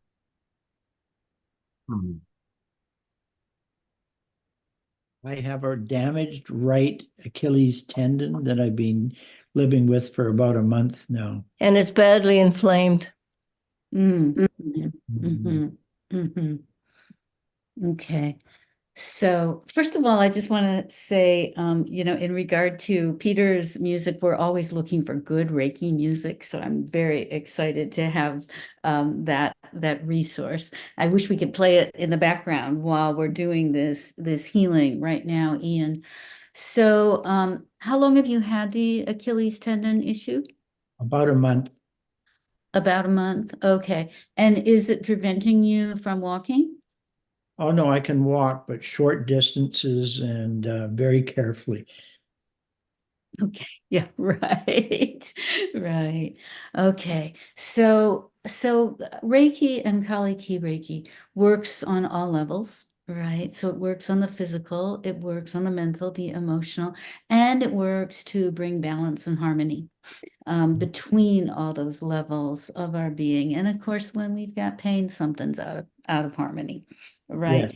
And it's interesting because it's like, well, how can energy healing, right, heal the physical? And we sometimes wonder about that. And yet many of us have had that experience for sure. And of course, it's because what appears to be physical is truly just energy. And what is energy is the energy of the divine, because that's all there is, right? So it's a very interesting process because Kali Ki Reiki is the love force. It's just sending love. So that's what we're going to do. We're just going to love the heck out of your Achilles tendon. And you know how it is with pain. It's like we just want it to go away. We just, we want to toss it aside. We want to forget about it. We compartmentalize with it. We do all of that. And what I'm going to suggest to you, Ian, actually, is if you can do this, or maybe Ellen or Joy, you can do it for him while we, the group, are sending some healing. But can you like hold his heel? Can you hold Pardon? it? Hold it. Yeah, Hold his yeah. heel. Yeah. Yeah. It- And if you guys are up for it, and you want to show us, with your camera that would be fine. You don't have to. Yeah, there we go. Okay, but I want to make sure that you're comfortable, Ian. Yes. Okay. And that Ellen or Joy, just like that guided meditation that we did at the beginning, gaze on his heel as if it is the divine herself itself, as if, because everything is, right? So just gaze upon it with pure love. And Ian, see if you can feel that energy. And then everyone else, imagine in your palms that you too are holding his heel, and I'm going to be holding a crystal while I do that, because our crystals will act as surrogates and as transmitters. So now I'm going to go into silence, and I'm going to invite everyone else to go into silence, but notice that the silence is vibrating, and that vibration is the divine energy, the divine Shakti, the love force. And then in your own mind, in your own imagination, in your own heart, begin to feel that love force resonating and harmonizing with Ian's heel, with his Achilles tendon, with his heel, his foot, his ankle, and just offer it love. And maybe you can even listen to it a little bit. Maybe there's something it wants Ian to know.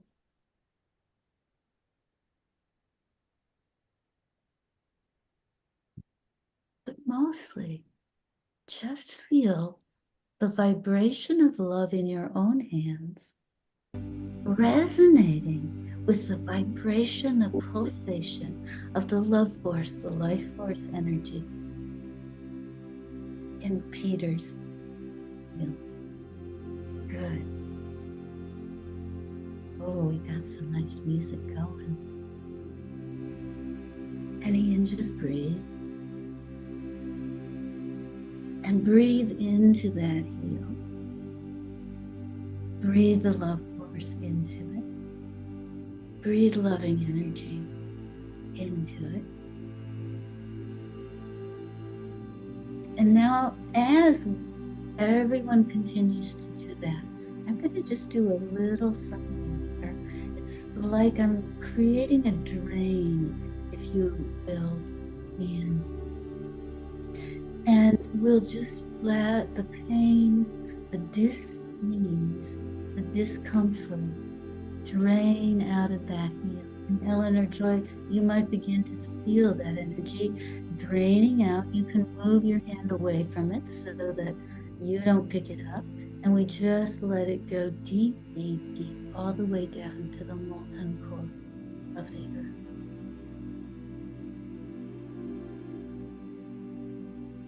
And so, as the pain drains, we just offer love, and we feel the pulsation of the one heart.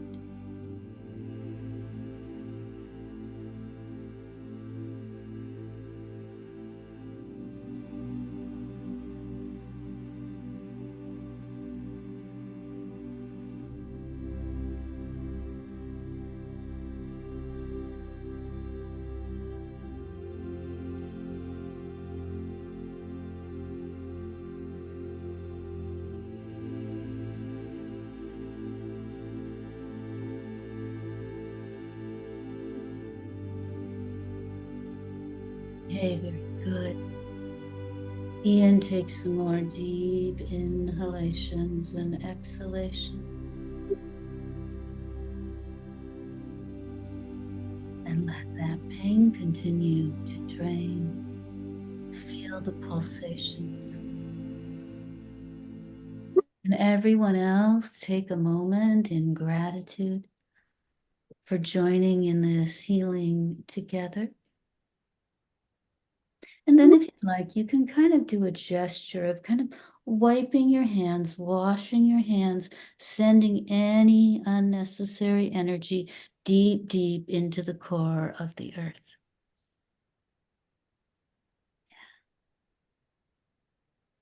Yeah. Namaste. Come back.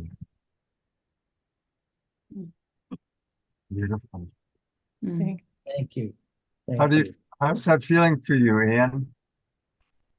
I really thank you very much. I don't know how the ankle feels, but thank you for the experience, and one which I can repeat myself too. Beautiful. Good. Good. I could feel a warmth and loving energy moving in. Mm. Mhm. Good. So sometimes also, Ian, when we're in the middle of a healing, I don't know what you experience, but sometimes it gets more intense. The pain can get more intense for a while as it's starting to drain. And that's why I was wondering if that might have been happening for you. And that's why I created the drain. So you can imagine this drain. And what we do then with these drains is we just we just imagine they're there, and it's like it's like a faucet, and you've got control of the spigot, and the imagery though to me it's very important is that you send that all the way down to the very fiery molten core of the earth, not just straight into the earth. She doesn't need it. She's got enough of our negative stuff. But when you send it to the core, it's fuel.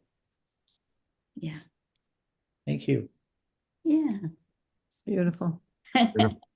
Good, good. Would you be willing to support one more person? Sure. Okay, well, this is one of our absolute favorite people. This is Sylvia. She's always on with Hi, us. Sylvia. She was playing flute a little bit earlier. Oh, wonderful. Thank you for sharing healing with us so abundantly. Did you get my private message? Oh, I'm sorry, dear. No, I don't look at the chat because I'm not a good multitasker. Okay. Do you want me to look at it now? If you would do that, that would be very helpful to me. Okay. Well, while she's doing that, giving her a chance, I'll come on for a moment here and just remind everybody that you can learn much more about her. We're going to take a look at both her website and to get a reminder about her book. Her book is May the Love Force Be With You. Easy to find on Amazon. Just put May the Love Force Be With You. And she also has a wisdom school, which we're going to learn a little bit more about. And the website for that, I put it into the chat box. But for those of you who are on Facebook, let me pull it up again. We had it a moment ago. Art music. Oh. So her wisdom school website, lost it. Here it is thewisdomschool.us. That's amazing that she has that. What a wonderful website to have. So it's thewisdomschool.us. And that's where you can get all sorts of information, a place for healing. And there she is. I love that photo. Wow. And so that's where we can learn much, much more. If you click the photo that plays a welcome video from her, you can request a session. How blessed we are to be getting sessions from her right now. And this tells you about her upcoming programs and events. So the place to go, and there's of course her book, which is what brought her to us today. May the Love Force Be With You. One more time to learn all about her, the Wisdom School, thewisdomschool.us. And I'm going to go back to Raja Shri and Sylvia, and hopefully she's had a chance to read Sylvia's message. So, Sylvia, what would you feel comfortable saying out loud about what your intention is for this healing? I asked Raja Shri is. Raja Shri, I know it's hard. I'm just getting used to it and appreciating it. I asked Raja Shri for healing for Lily in her recovery from being spayed, and myself intending for her, because I continue to with long-standing Shakti trauma infancy Shakti trauma recovery, and tending to Lily has made it even more tricky. Got you. Yes. So,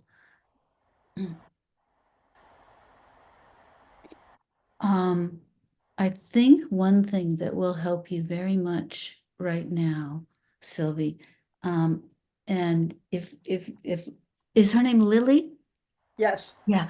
If Lily can tolerate it, because my beloved cat Kiwi doesn't actually always like it when I chant. But it's like you two can heal each other. And the simple chant of Om, right? Om is the sounding of the creation of all that is. I chant Loka Samasta Beautiful. Sukhino Bhavantu. She loves it. Okay, so here's what I would have you do, and you can do that, or you can simply do the Om, because when you think about it, Om, first of all, it's home, right? And also it is, it is womb. the of the womb of the great mother. And the womb of the great mother holds it all, holds all the injury, holds all the pain, contains it all, and creates space for it. And in That's that, part of what I fight, actually, because some of the infancy trauma was. okay. Okay. So that, and then of course this is what Lily is recovering from in her own way. So I'm not sure if you can do this right now or if it's going to help right now, but if you can with Lily,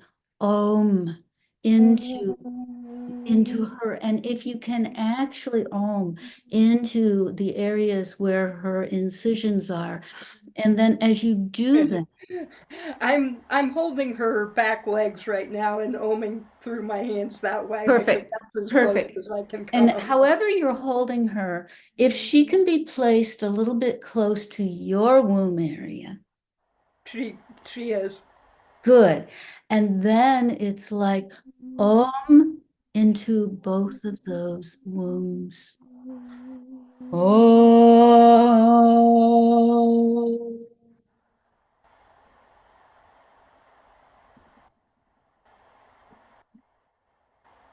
And then everyone, please picture the symbol of the Om in your own mind and feel it in your hands, in your palms. And the Om is wholeness, it's healing, it embraces all. In the Om, there is room for it all, and it's all held in love. So please, I know that everyone's on mute, so I'm going to to Lily and Sylvie, and you can along, Sylvie, if you like. But please, everyone out there, even though we can't hear you, please as you send your hands, the energy from your hands. And one thing about utilizing these symbols is that when you utilize the symbol, the energy is channeled through the symbol, and the symbol is pure light. So there's an Om of pure light in your palms. That's the symbol. So you're not sending her your energy, nor are you going to receive her energy. No, You're simply a I'm transmission. about at the end of how long I can hold her. Okay, well, you can let her go anytime you want because she needs to do what she needs to do. And this is the truth with animals. They don't take healing for very long. Right. Yeah, and so whatever you need to do, but then just hold yourself, hold your own womb. Yes. Okay.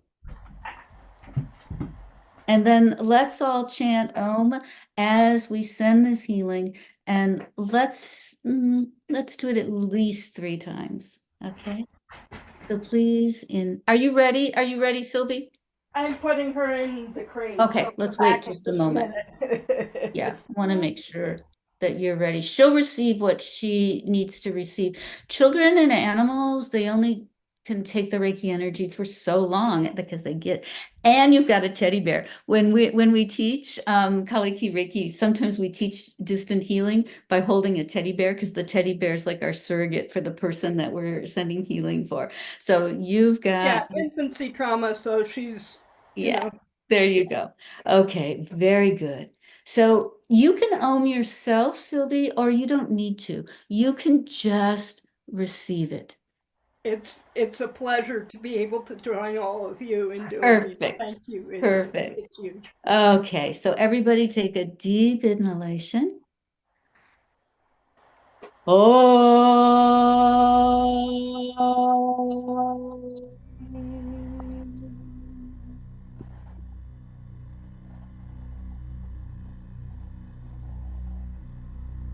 Oh.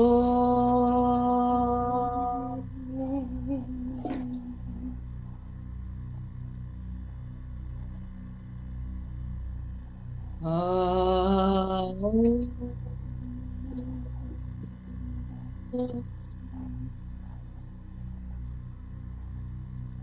And now everyone who's out there, wherever you have woundedness, wherever you feel divided, unharmonized, neglected, unheard, unacknowledged, Disconnected. abused, victimized, place your own hands there. And once again, we'll chant 3 times for all of us. Oh.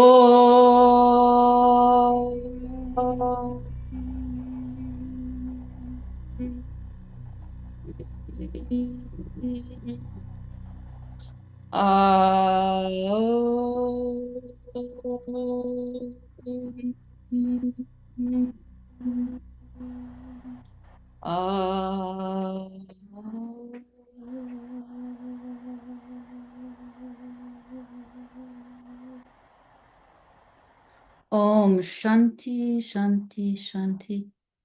May we know the peace in our own heart and the peace in the hearts of all beings.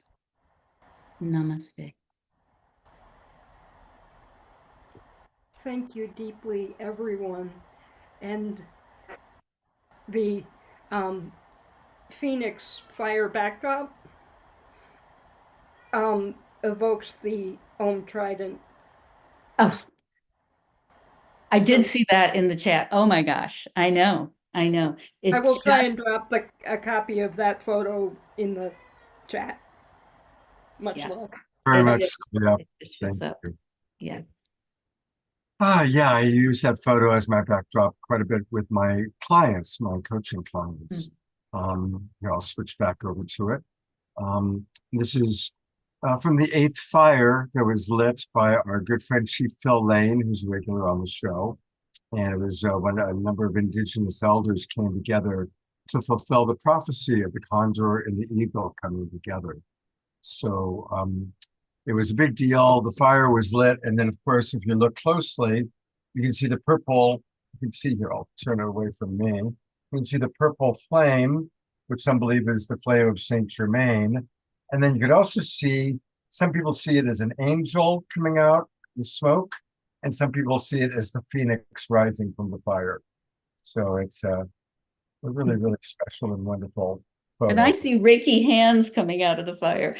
Oh, of course you would. Right, Reiki hands. I'm going to add that when I share with people what people see. That's good.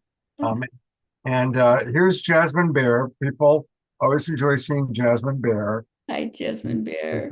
Since we're talking about the animal kingdom. Yeah. Well, Rajashree, what a blessing to have you back in our Global Peace Tribe, now as an author, as a healer. And again, a reminder, everybody, that to find her, just go to thewisdomschool.us, thewisdomschool.us. And I can see where, there's people can connect with you there. It's very, very easy. Just go up to where it says contact, and that's where you get the contact information with her. So contact her, send her a message, submit. And thank you so much for being with us. And thank you for the gifts of your healing, the gifts of listening and bringing through the book, and these new technologies. Thank you so much. Oh, thank you, Scott. Yeah. And we have lots of practitioners and teachers. And so there's someone for everyone. Beautiful, beautiful. Well, I hope we'll have you on the show again sometime soon. And it's Thank you. I'd love so to. much for being with us. Thank you. There was a request in the audience as we were doing healing work tonight to put up a picture of Piper Dellums. And I just want to let everybody know that we're hoping to have Piper on the show, our next show, Saturday night. She's created a film in honor of the theme for Saturday night, which is Saturday, June 8th is World Oceans Day, which is one of the things that our beloved Kristen Hoffman is very focused on. So Kristen is my co-host. She'll, of course, play music. Almost Shar will be with us. We have another wonderful musical guest, Allison Eden. So a lot of good music on Saturday night. And then we're going to be honoring World Oceans Day, a new film made by Piper. We're hoping that Piper will be feeling up to joining us live. We're also going to hear back from Keishi Chai, who does beautiful work, and then Michael Ah, who is a world famous photographer and filmmaker who specializes in photos and photography and films about water. So that's going to be this Saturday night.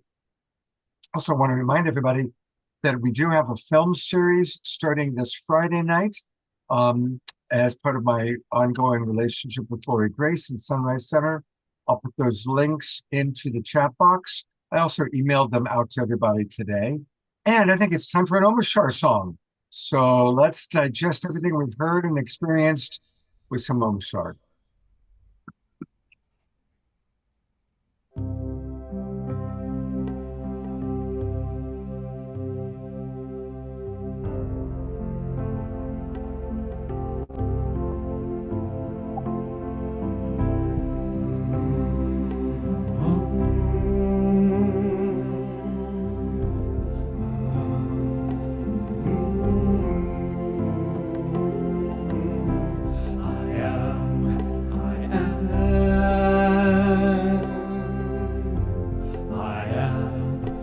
Love inside a soul.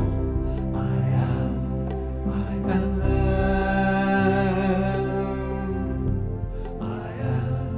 the heart, I am the soul.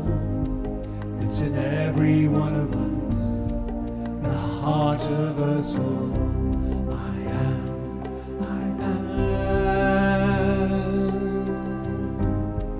It's the driving force of us, the way of the universe. I am. Radiant sunrise is why we're here.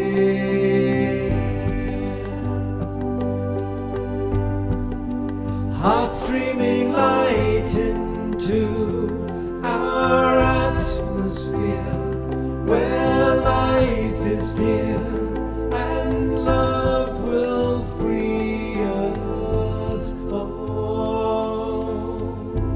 I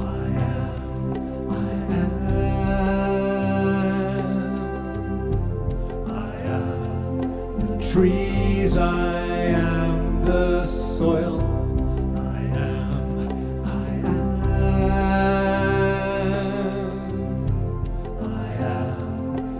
Heart, I am your soul. It's in every one of us, the heart of us all.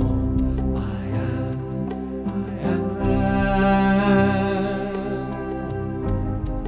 It's the driving force of us, the way of the universe. I am.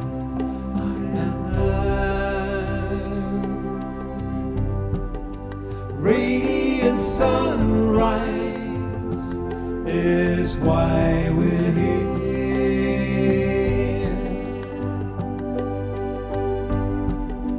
Heart streaming light into our atmosphere, where life is dear and love will free us all.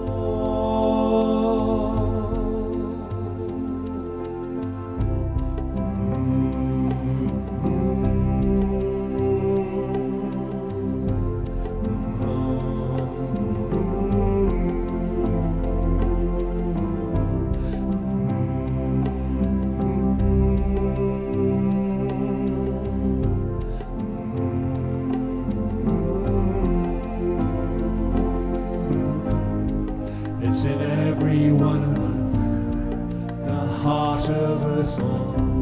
I am.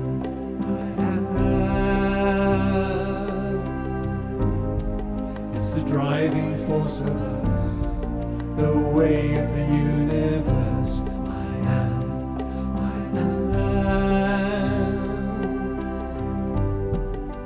Radiant sunrise is why we're here.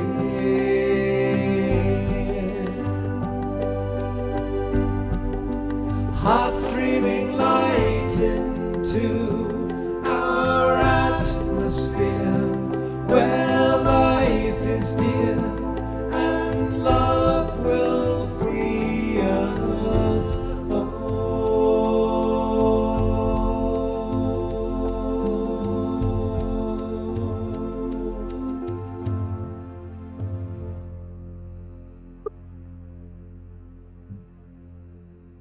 Let's all twinkle our beloved Omashar. I am that I am. Absolutely. Hey, there's Charlotte. Charlotte turned her camera on. That's always fun. And thank you, everybody, for moving and grooving and dancing to the music. It's just really beautiful to see everybody doing that. Thank you so much. And thank you, Omashar. Thank you.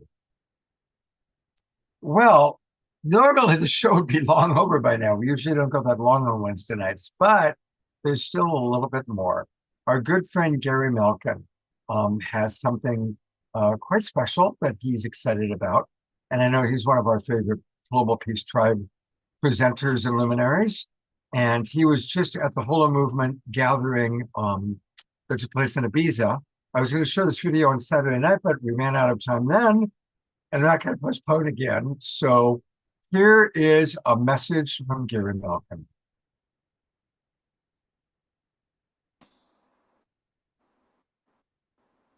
We're here with one of our favorite Global Peace Tribers, the great Gary Malkin, who's got some fun announcements to make. He, of course, was at Ibiza for his birthday. And Gary, tell us a little bit about the highlights of Ibiza and then your exciting news. Oh my God. Well, you know, Scott, thank you so much for inviting me to share right so quickly after. You know, when you are with 130 people who are all up to something really significant, who have worked so hard on themselves, who are in and of themselves kind of universes of the unified field. Every single person I talked to, I had a more goosebump night in that first night of the gathering than I've ever had in any gathering in my life before. It was just like every single person was so inspiring and so beautiful and so connecting, and it was one of these things where I felt like I was so privileged to be with a group of people, and this is the metaphor. When we're around others that know this is one thing, one interconnected, interdependent, unified whole, and when I'm with others who know it, it's like an imaginable cell convention, you know, and we're all part of the butterfly, you know. So it was phenomenal. It was a phenomenal opportunity to spend time with some extraordinary game changers and visionaries and beautiful souls, and I'm so grateful to Emmanuel and Laura and all the people that co-created this event, because this is an idea whose time has come. This is the most inclusive and overarching and important movement of our time. So I can't speak more highly enough about the importance of it. Even though it feels amorphous, it's anything but when you actually do your delving into it. So yeah, it was tremendous. And the weekend was pretty special because it was my birthday. And I've never had a birthday like that in my life. It was the party on Saturday night. There was this jam where we just did some jamming and making up some singing as the drummers and the guitarist. And I just sort of let it rip. And it was just a blast in every way conceivable. So yeah, no, I felt loved and seen and supported. And it was so, so fantastic. So great. Can't hear you. I'm not surprised because we all love you so much. And you are one of the most beloved members of our great Global Peace Tribe and of our Evolutionary Leaders Network. And of course, I'm having a little bit of FOMO of not having been in Ibiza, but I would have felt that's how I felt last year when you were in Sedona and I was getting ready to move, and then my mother died. So no, this was I totally relate to the FOMO because that's where I was last year. Yeah. Well, that's why we're doing this show, for the people who wouldn't be in Ibiza, to learn all about it. And we've heard from Emmanuel and we've heard from Danette. So now tell us about your exciting news. Well, what was so special about this, Scott, was I had this epiphany about a year ago when I was performing in Virginia at a church as the preamble to a day-long workshop the following day with Hope Fitzgerald called Graceful Passages from Grief to Grace, from Grief to Gratitude. And during the concert, I never had this experience before, Scott, but I literally floated up out of my body and watched the room, including me playing the piano. And I suddenly saw there was just one heart. There was just one tone. there was just one being in the room and they were all jazzed and alive and connected. And I thought to myself, this is what I came here for. I suddenly looked and I realized the guy that's at the piano right there, look at what happened through him. A unified field of love and one heart experience. And I went, I think this is the next chapter of my life. So I envisioned what that would look like. And it's called the Resonance Revolution Tour. And I wrote a document up and I presented it to Emmanuel and Laura. And I said, couldn't you imagine an artist emissary crew that used the power of the arts? I kind of called it like the prairie home companion of the secular spirituality and music lover's soul, right? Like, Garrison Keillor and all that. But where you invite a local wisdom keeper, a local songwriter, a local slam poet, a local storyteller, and you actually use the environment, multi-generational. Anyway, you'll hear about it. And I suddenly realized we need the arts to celebrate the unified field and the unity and the interconnectedness of all of us. So I came up with this idea and I presented it to them, and I received a modest but really powerful grant to actually establish my new nonprofit that I've dreamed of for 25 years. And I went as a grantee of the Holo Movement, and I'd love to share the video on the homepage. It's globalwisdomfoundation.org, and it's just the homepage so far. Everything else is still yet to be fleshed out. But when you see the video, you'll really get the essence of what the nonprofit's about. It's something that not only is as a result of what I learned from Graceful Passages about what happens when wisdom is set to film score quality music. So you hear not just with your ears or your mind, but with your heart and soul and body as well. It's inspired by that, where it promotes wisdom being promoted and scored in that powerful way. But it's more than that. So I'd love to share. Yeah, let's take I know I've got a short video here to play. Let's take a look at it. Okay, so I'm actually going to play this video now, which is the website. I've turned off my camera because apparently Omashur said that the video is a little choppy for everybody. So I hope that you're able to see this okay. This is the video from off his website about his new foundation.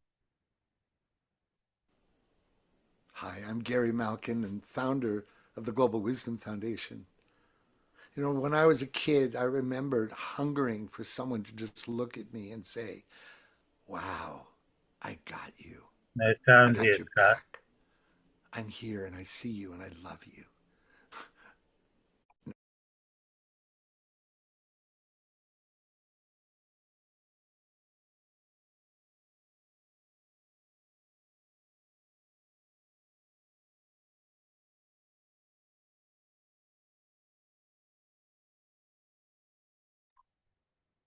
Now we're having a little problem playing the video.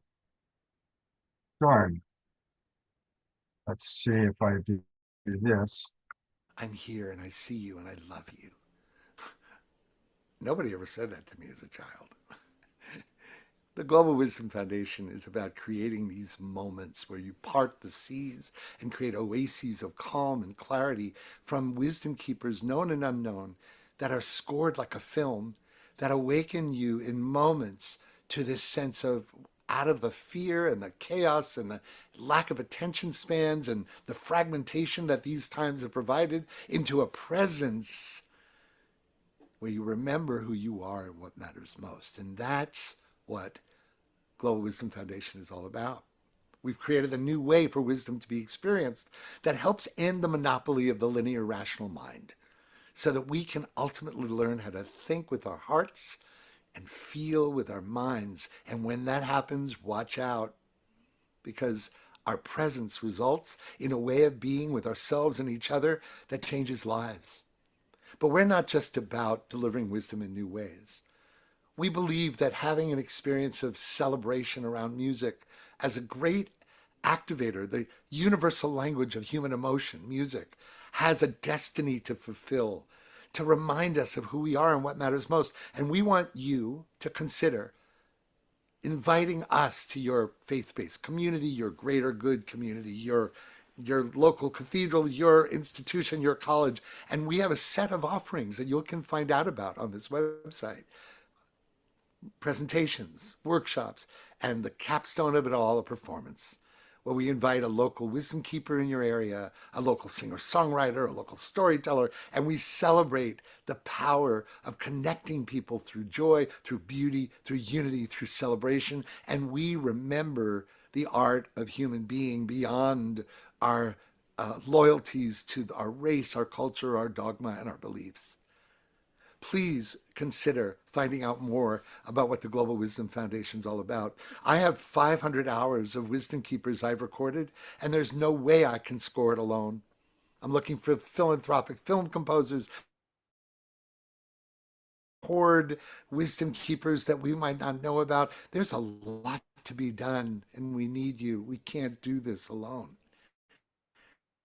We're celebrating the belief that wisdom isn't truly wisdom if it's not experienced with all of who you are in a way that makes a difference in the way you are, who you are, and how you show up. Why don't we create that new benchmark of spiritual maturity in the world we live in and give that to our children who are coming into the world in the future? Don't they deserve that? We deserve that. Join us and find out more. Beautiful. And we're going to go back now to the other video with Gary.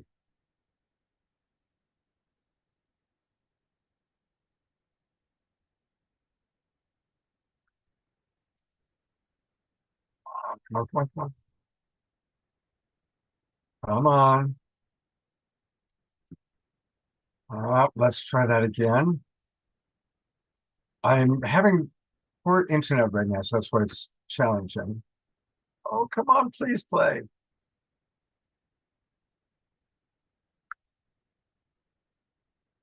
I'm going to try pulling it up and starting again. Thank you, everybody, for your patience. I hope this is interesting because we love Gary, and it's pretty cool what he's doing. And thank you for the comments that are coming into the audience. So let's see if it plays a little bit better by reopening it. That sometimes works.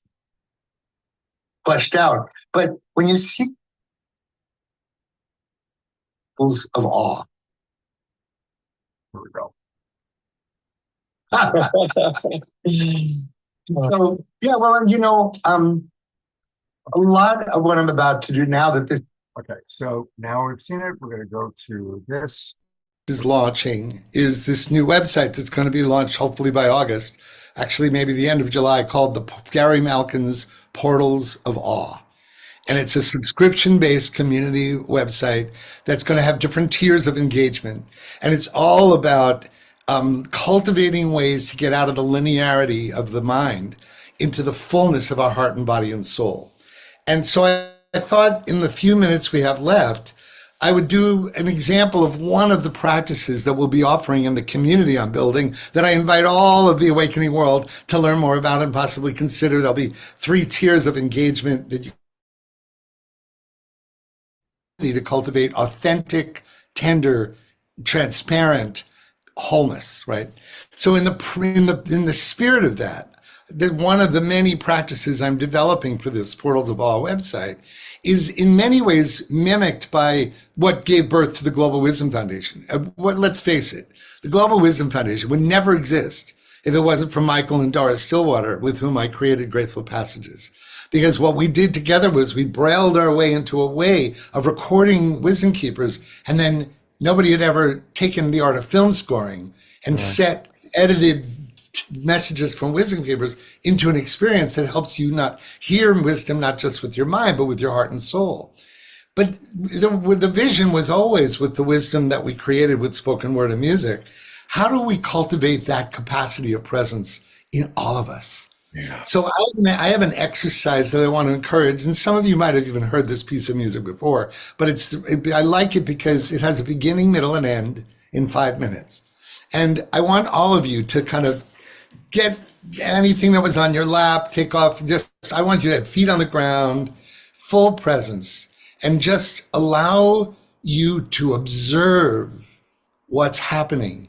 Because what happens when you use music that has been created to have this much spaciousness, our natural wholeness, our natural unity, our natural connection to the unified field comes online.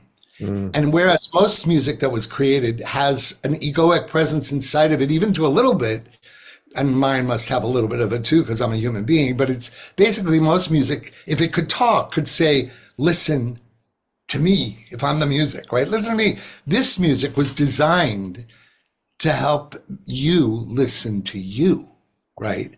And when you listen to you, they'll hear these notes very sparsely played. I want you to imagine that they're church bells from the center piazza of your soul, calling you home to the center of your being. And as you hear this track, I want you to notice energetically how your natural access to your soul, your body, your heart, your mind, which are these centers of attention and intelligence, they're coming back home to a unity experience. That's what I think happens. That's what I think music has the power to do. So I'm going to play this. I want to share the screen. I think I am already. I'm going to mute myself and excuse myself. So the audience is only going to be seeing you while they listen to this music, to Gary. Okay, so what I want to do is I wish I had a visual of just a flower or something. So maybe because I don't want to necessarily look at me, but if we have to, this I would really invite you to close your eyes during this exercise, okay, if possible, because otherwise you'll just be looking at me, and that's pretty boring. Because it's a sonic exercise. It happens within sound, okay. So here we go. Ready? I'm going to take a deep breath. Close your eyes. Another deep breath. And feel your heart, your soul, your body, your mind. This is the church bells are calling you home. And here we go. Deep breath again. Just let the spaciousness call you home to yourself.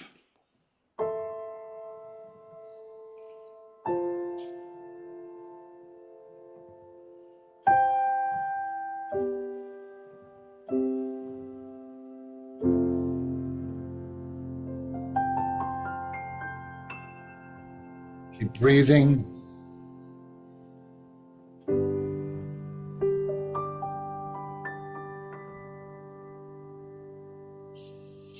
Nice deep breaths.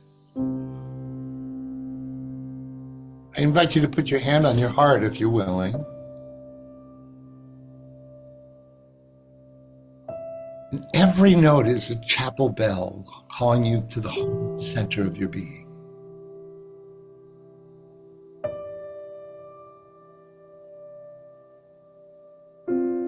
All of that spaciousness is you.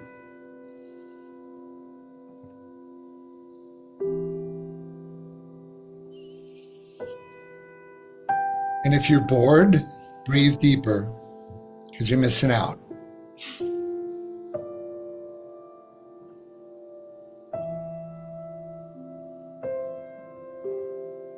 Feel the tenderness of your heart.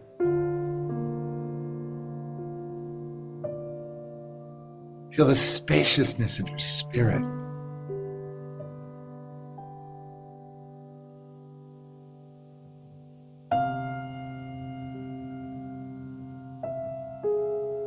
Let the notes of the melody call your soul home to yourself. With breath, grounding,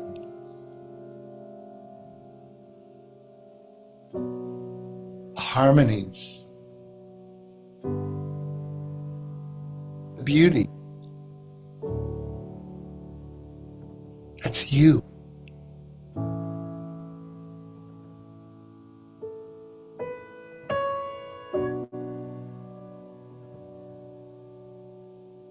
See if you can feel all these parts of you coming into alignment with the center of your soul as you breathe deeply.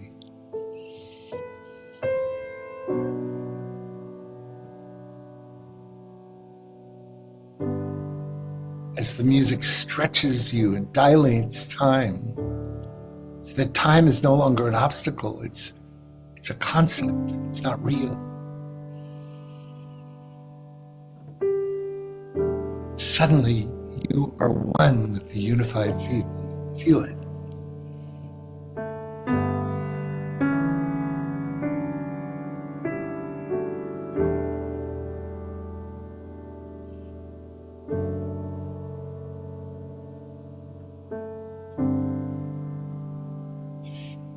Feel how unifying it is to drop into the beauty, the space.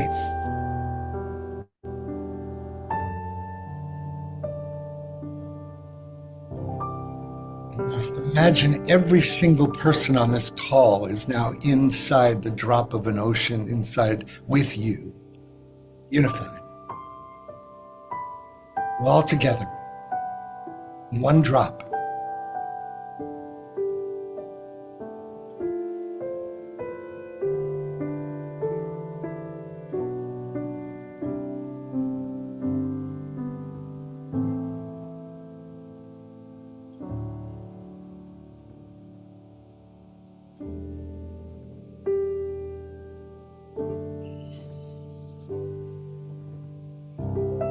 Notice how your listening becomes an instrument of your unifying to the field with all of us.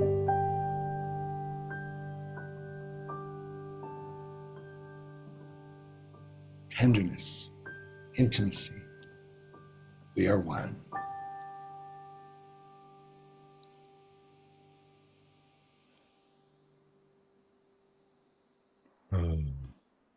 That's so beautiful.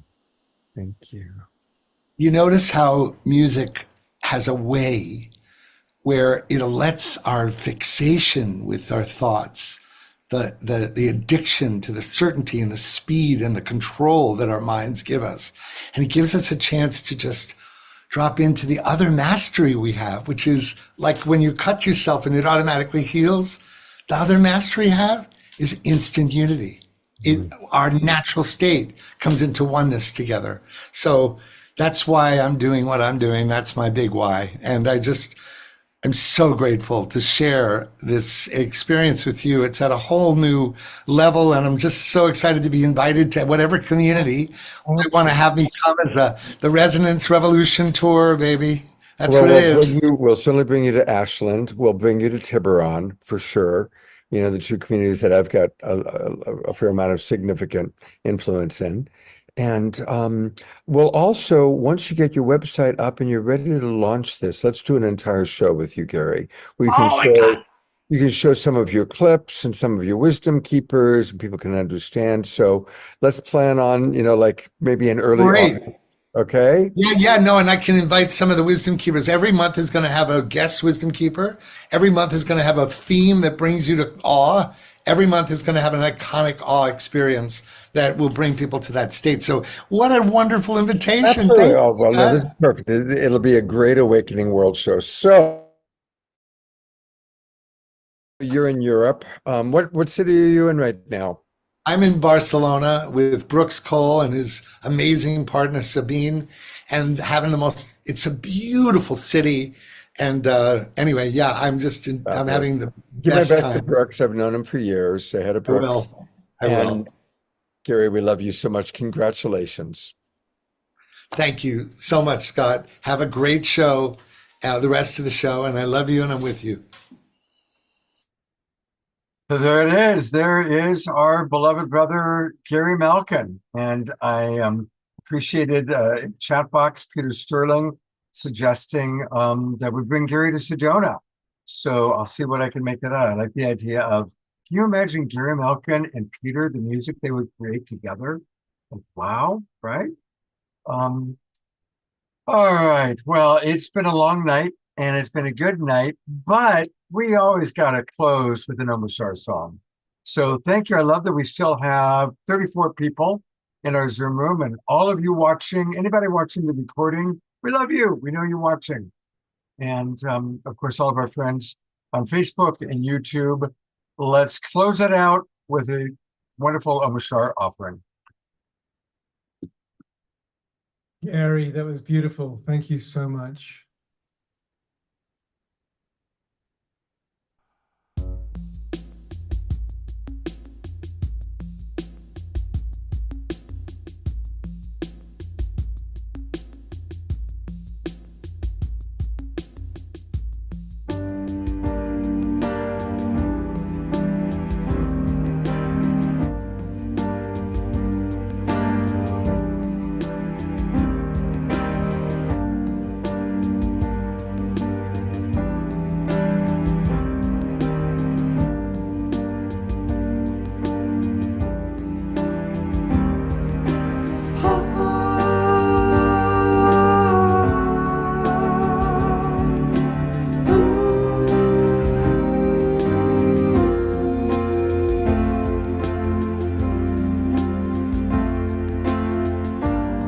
Change your heart. Look around you.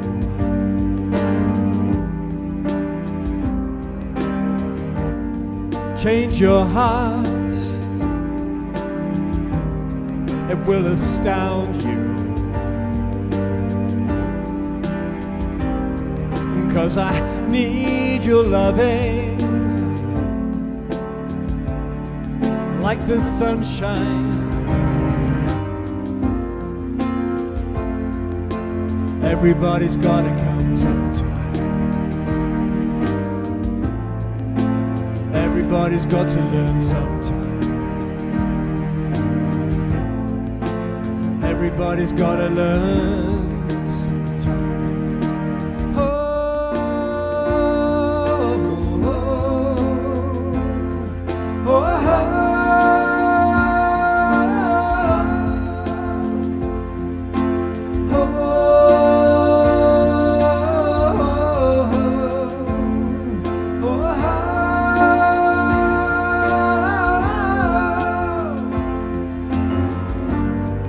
Free your mind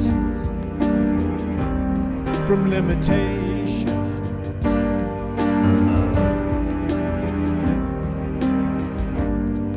Fill your life with inspiration. Because we all need loving like the sunshine.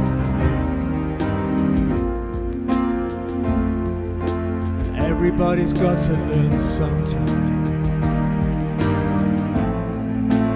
Everybody's got to learn sometime.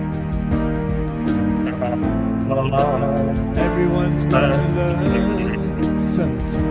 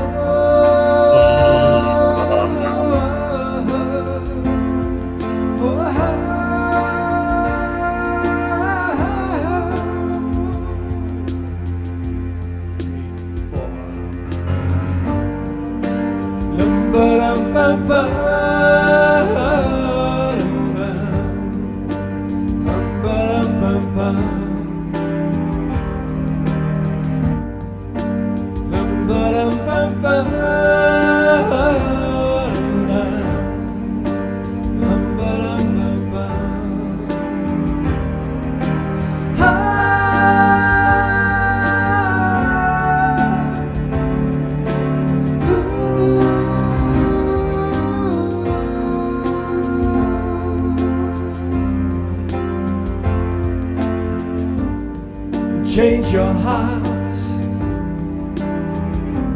and look around you.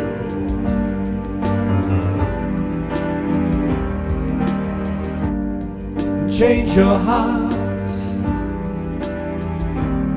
it will astound you. Because I need your loving like the sunshine. Everybody's coming home sometime. Everybody's coming home sometime. Everyone's coming home sometime. Oh,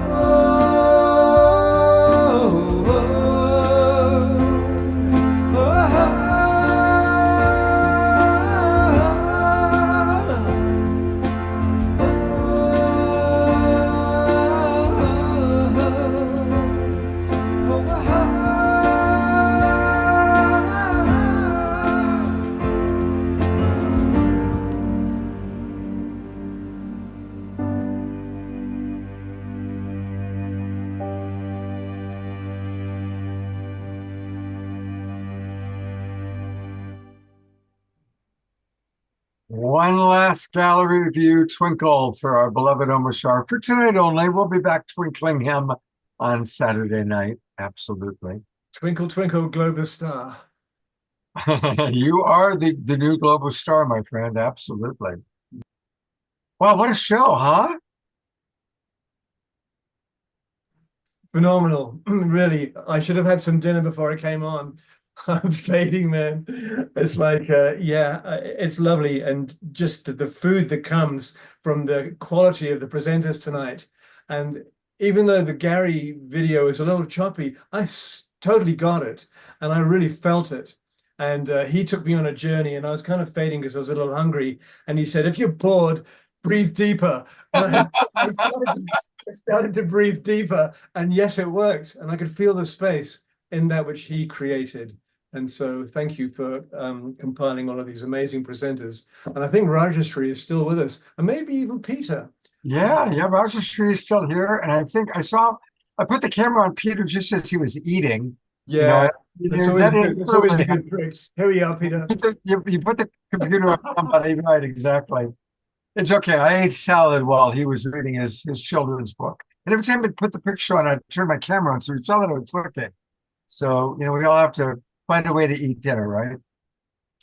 Peter, Rajashri, Amashar, thank you so much for your beautiful gifts tonight. Thank you. And I'm going to go to gallery view one last time so we can see all of our friends that are still with us and have their cameras on. And thee also, Scott. Thank you. Thank you so much. My pleasure.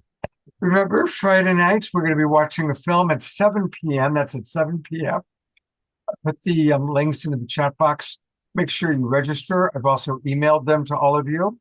And so I'll either see you Friday night or on Saturday night for The Awakening World with Kristen Hoffman. So take care, everybody. Have a great few days. I love you much, and we'll talk to you soon.